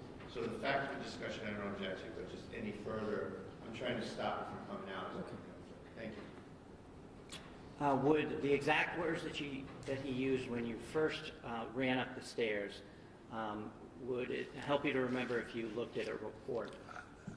I know he did say, "She pointed the gun at me, pulled the trigger, and racked the slide." Whether it was right when I was moving up the stairs or once everything got situated, it was in that time frame, but I can't remember if it was exactly when I got to the top of the stairs or. Okay. Motion to strike the testimony. Would looking at a report help you remember that? Hold on a second. There's an objection. To strike what? Non-responsive, it's, I don't know what conversation he's talking about. It's hearsay and frankly news to the defense. Okay. So first things first. On the hearsay issue, Mr. Gubitosi. I'm trying to establish that it happened seconds after the event. So for the truth of the matter or state of mind? Both. Okay. And so to the extent that you're seeking to offer for the truth of the matter, it's hearsay.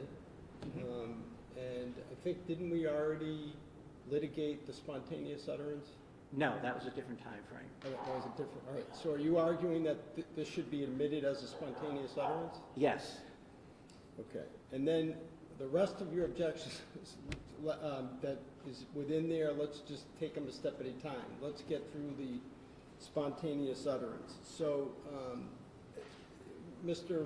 Bradel, what do you say on the spontaneous utterance? So I think there's certainly a lack of foundation, Judge, where there's been two different overlapping statements that are referenced here. I don't know where they're going back to here. It needs to be clarified foundationally what happened before the statement, how long after the shots it was, what were the circumstances of that particular first statement they want to try to reduce. So That's what I asked for. I agree with Mr. Brado that it's the foundation right now, and it's not the witnesses, it's fault. The foundation right now, to me, is confusing because he's having trouble remembering which conversation. And I do understand that. That's why I'm looking to approach with the report. Okay, To refresh his memory, yes. All right, well, why don't you do that, and we'll take it a step at a time. Just going to ask you to look on timing. Just so you know, for right now, I'm not going to strike the testimony because it can come in for state of mind. The issue is whether it comes in for the truth. Thank you.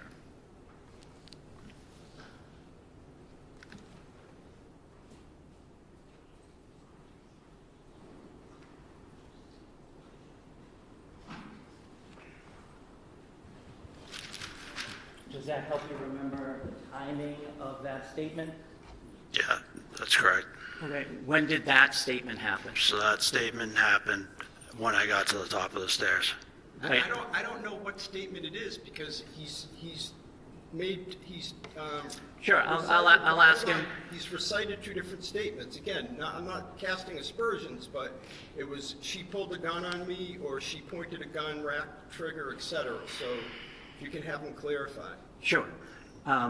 What statement did you hear when you ran up the stairs the first time? So she pointed a gun at me. I'm speaking from Officer Noonan's perspective. Pointed the gun. I can't hear you. She pointed the gun at Officer Noonan, pulled the trigger, and then racked the slide. All right, and there's an objection to that coming in for truth of the matter? I get you one moment here. Sure, take your time.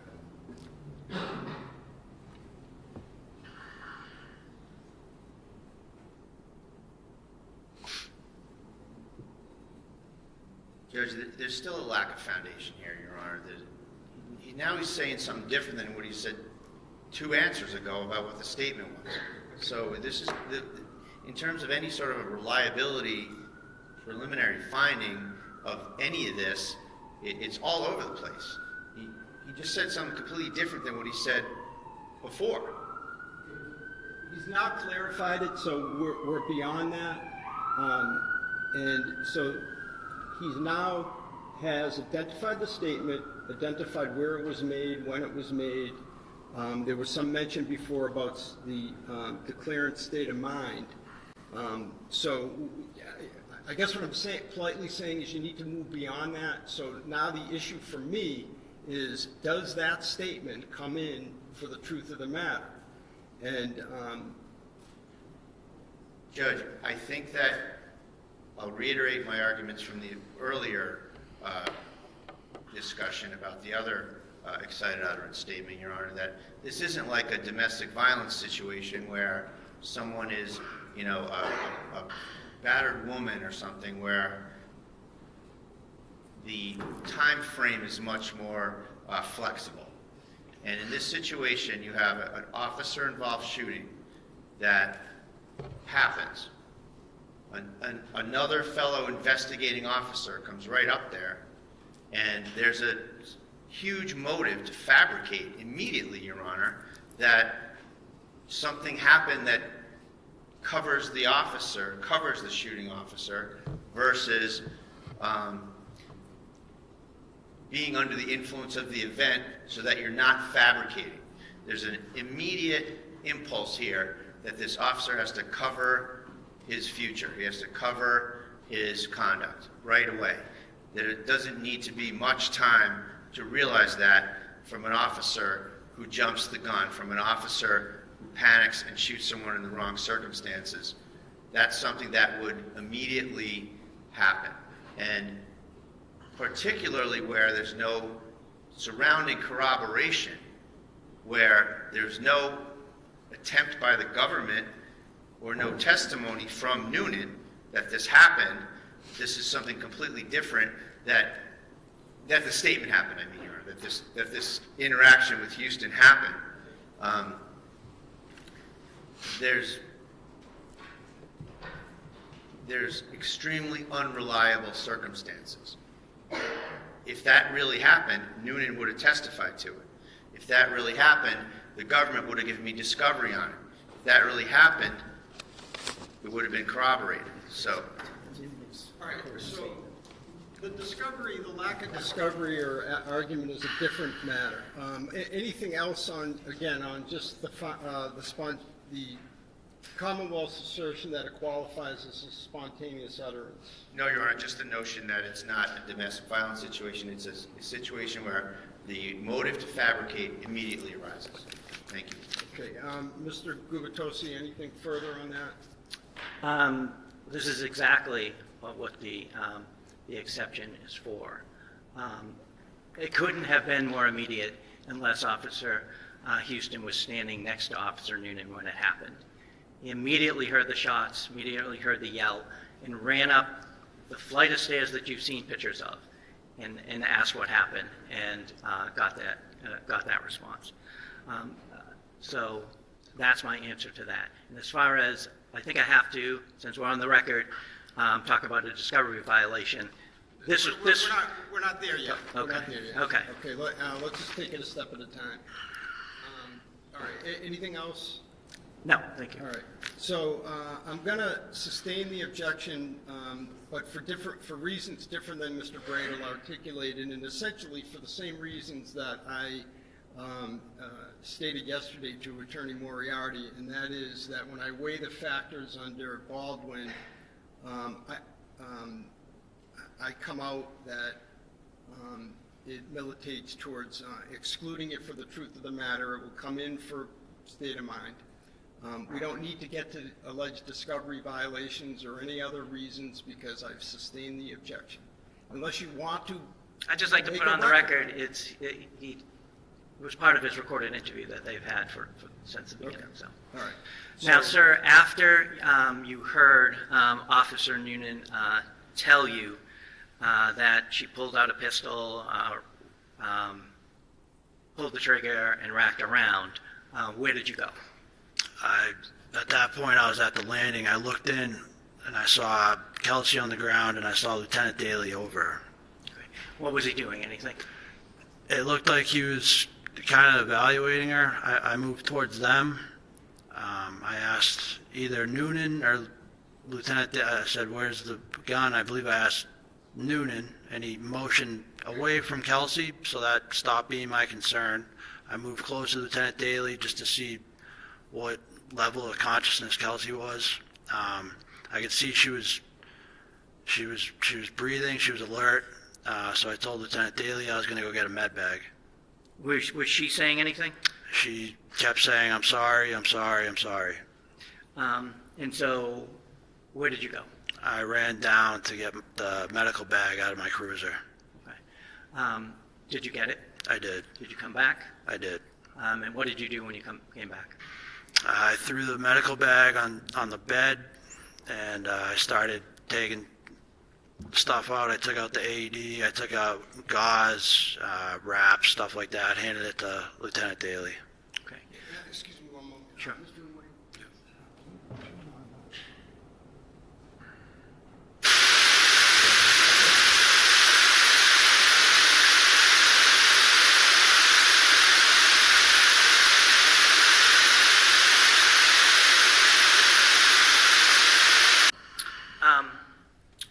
I'm going to jump back just a minute.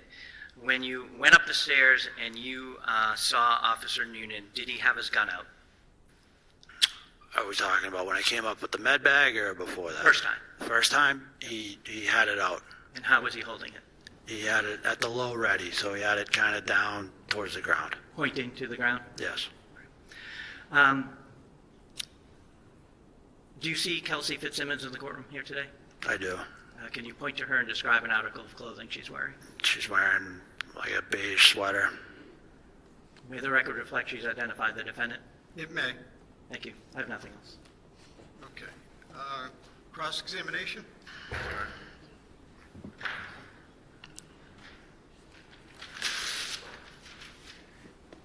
Good afternoon, sir.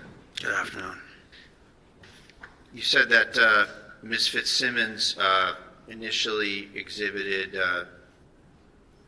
a lack of certainty, or that she was unsure why you were there, correct? Correct. And how was that manifested?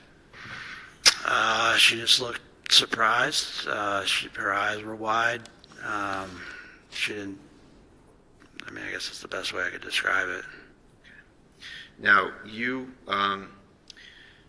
were with her for a good amount of time during this interaction, right? Correct. And it's true that she tried to kind of get you away from her a couple of times? That's what I believe, yes. She gave you the baby and said maybe go out on the porch and or take him for a walk? Correct. And then she also put some, tried to put some things in your hands and asked you to take him downstairs? She didn't ask me to take them downstairs. She just put them in my head And where did that occur? on the landing Upstairs? upstairs.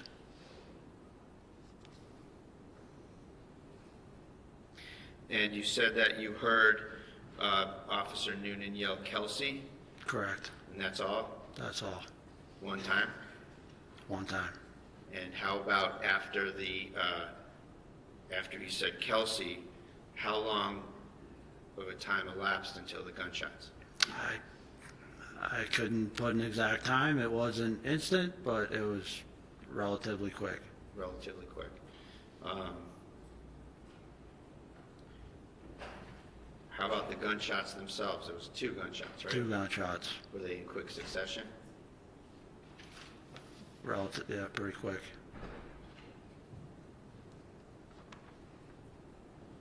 And you said that Ms. Fitzsimmons said, "I'm sorry, I'm sorry." Correct. Did she say, "I'm sorry, I tried to kill myself"? She did not say that. Just, "I'm sorry"? I'm sorry. 3 times. Now, was there a plan before this to section Kelsey? No. You mentioned that you had known that she was sectioned before, right? Correct. And that was several months prior, wasn't it? I don't know exactly when it was. Okay, so it's fair to say that you don't really have any grasp of the details of that incident, do you? I do not. And you don't know whether it had anything to do with the police or not, do you? I know there was police there, but I don't know the circumstances of what happened. Okay, so you don't know how long it was? No. And you don't even know whether she was in fact accepted as a Section 12 commitment, do you? No idea. And so, do you know the difference between having forms filled out to be looked at under Section 12 versus being accepted and committed under Section 12? Yeah, so I didn't want to, like I said, I was invited to her wedding. I was friends with Kelsey. No, that's not my question. Okay. I asked you some stuff about Section 12. I know if you get sectioned, you're going to be there for probably 72 hours, and you can't leave. And do you have any idea whether that happened in March? I have no idea. So it's fair to say that other than kind of the notion floating around in your department that she was sectioned, you really have no information whatsoever about it, isn't that right? No, I didn't want to know.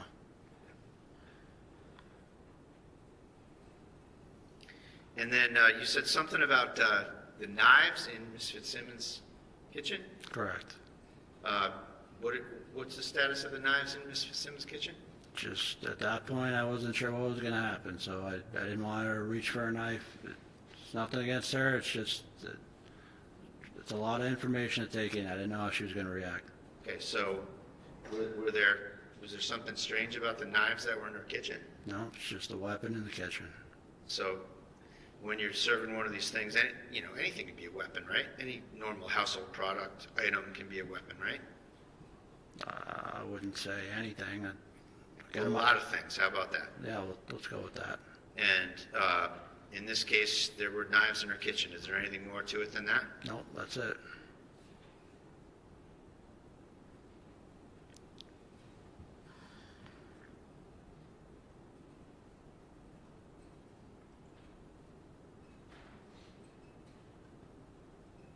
One moment, please, Your Honor. Yes.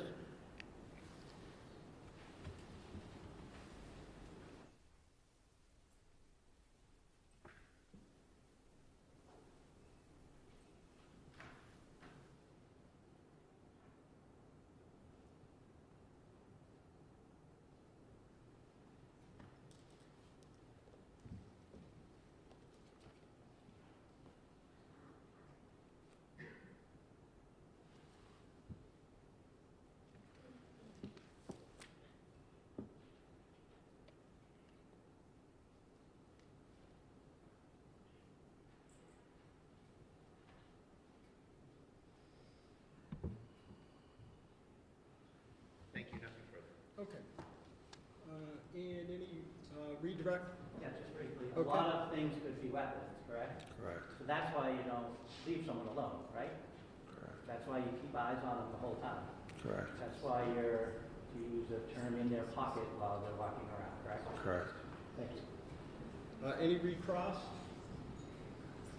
Nothing further. Okay, all right, you may step down. And Commonwealth, you can call your next witness. Michelle Mitchell.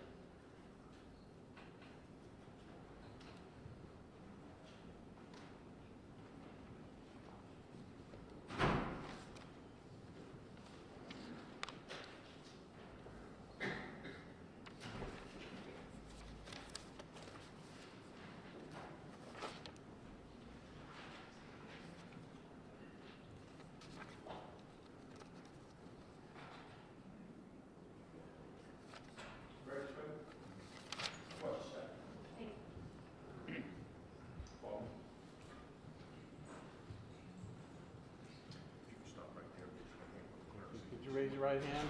You solemnly swear that the testimony you're about to give in this cause now in hearing shall be the truth, the whole truth, and nothing but the truth, so help you God. Yes. Thank you. Step up right here, try to keep your voice up nice and loud, speak directly into this thing, pull your chair out, so the judge can hear you. Okay. How are you? Good afternoon. How are you? Good, thank you. All set. Could you please state your name, spell your first name and your last name? Yes, my name is Michelle Mitchell. Michelle is Michelle. Last name Mitchell, Mitchell. And what town do you live in? I live in Ipswich, Massachusetts. What do you do for a living? I'm a correctional officer. I didn't hear that. I'm a correctional officer. Oh, correction officer. And how long have you been doing that? 8 years. In Middleton? Yes, Do you know Kelsey Fitzsimmons? I do. How do you know her? We were coworkers and we eventually became friends. Now I'm going to jump ahead in your relationship. Well, when did you meet her? Do you remember? The end of 2021. At some point, you knew she was getting married. Yes. Were you going to be part of that? Yes, I was a bridesmaid in her wedding. I'm going to turn your attention to June 30th of 2025. Do you recall that day? I do. At some point, did you have a conversation with her? I did. And was that over the phone? Yes. And can you tell us about that? Yes, we talked on the phone, and she was driving around North Andover, and she was crying, and I heard her baby crying in the back seat. Did she tell you why she was crying? She said that she needed Justin. Any more than that, or was that the gist of it? That was the gist of the conversation, and then she said she had to pull over to feed the baby. Now, where were you when you had that conversation? Do you remember? I was in North Andover driving around trying to meet up with her. Did you ever meet up with her that day? I did not until I saw her later in the hospital. You, where did you go? Did you stay in North Andover? I did up until I went to the hospital after she was shot. Okay. Where did you go in North Andover? Anybody's house in particular? I went to Hunter's house. Okay, and who is Hunter? He is a friend of Justin's. And Justin Alayan? Yes. And who do you know him to be with regards to Kelsey? He is a coworker of Justin's and also a friend of his. Oh, I'm sorry, Hunter. I meant of the defendant. Who is Justin in relation to the defendant? Oh, sorry if that was unclear. That's okay. Justin was Kelsey's fiance. Okay. Was anybody else over Hunter's house? Yes. Who is that? It would be me, Justin, Katrina, myself, and Justin's sister, Courtney. And who is Katrina? A friend of Kelsey Fitzsimmons. Was she also in the wedding, if you know? Yes. And without getting into the conversation that was being had between the half dozen of you or so, do you know if Justin made a decision to do something? Yes. What was that? He was going to go to the Lawrence courthouse to file a restraining order, 209A, and also get temporary custody of the child. Okay. And at any point did you see the defendant in the area of Hunter's house? Yes. Can you tell us about that? Yes, I witnessed her drive by Hunter's house. Thank you. I have nothing else.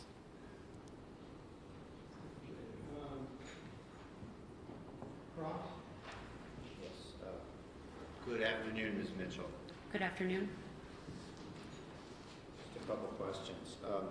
You said that you spoke with Kelsey on 6/30/25, That is correct. and she told you that she was driving around. She said that she was meeting Justin, right?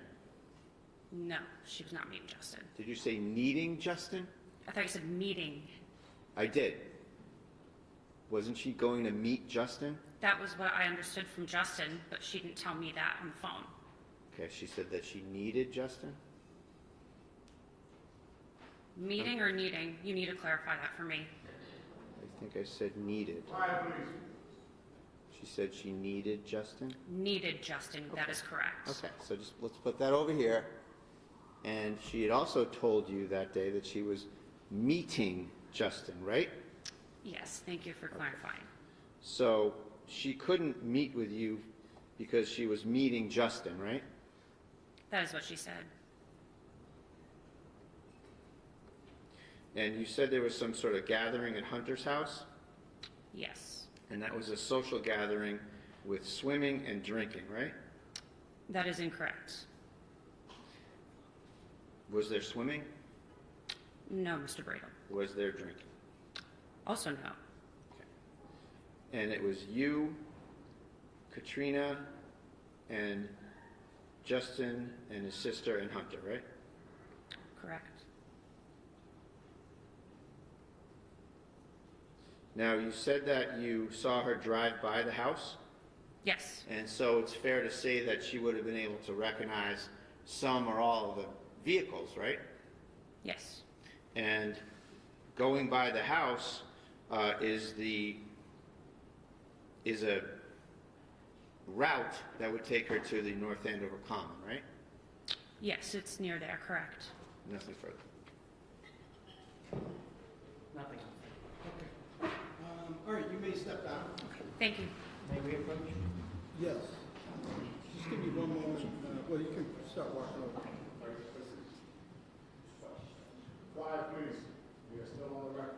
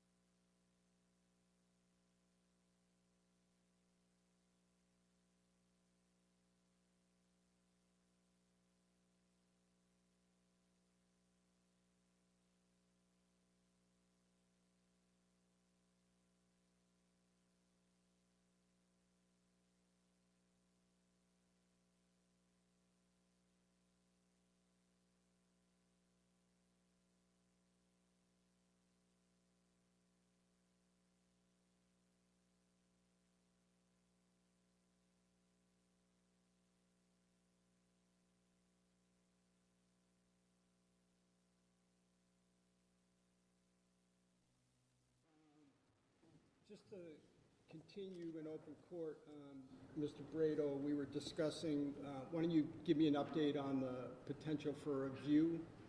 Yes, Your Honor, thank you. We did get some kind assent from the folks that live there, and it's it's something that we can do. And I would say that, you know, in a bench trial situation, we're speaking directly to the fact finder, and we have moved for the view. In the final analysis, I rely on the court's discretion and Your Honor's discretion as to whether a view in the final kind of look at things is helpful to the fact finder. So that's our position on that, and we think that judge will be in a position to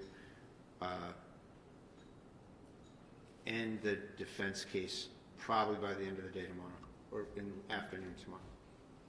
Okay. All right. And as for, so would the view occur tomorrow? I think so, Your Honor, that if that's the case, we could do it tomorrow, or we could do it after the defense case. Okay. And Commonwealth, what do you say? Take no position. Well, here's the thing. You take no position, but as I kidded with you earlier, we're gonna need your resources. Sure, yeah, I'll take no Okay. position. I leave it up to you whether you think you need one. We would absolutely assist in any way we can. Okay. So here's the thing. I'm not going to take a position on whether I need one or not. What I'm going to do is allow the motion. You've requested it. And go there with an open mind, and thank you. We'll treat it like a view with the jury. You folks can point out things to me that you'd like me to remember. It will become part of the evidence, like it is in a jury trial. You know, my observations. And the issue, I just need, I'd like to take a short break to just meet with the court staff, Mr. Wayne, and our court officers, just on the procedures that we'll use. As I told you at sidebar, I've never done a view in a bench trial. It's not something that we typically do. But I'm all for it. I want to talk with my staff for a few, not my staff, the staff, for a few moments, so that I can come back and we can perhaps get some planning done as well. Okay. So let's just take even a 5-minute break, and Mr. Wayne and our chief and our assistant chief, if I could talk with you for a moment. All right. Which stands in a 5-minute recess. 5.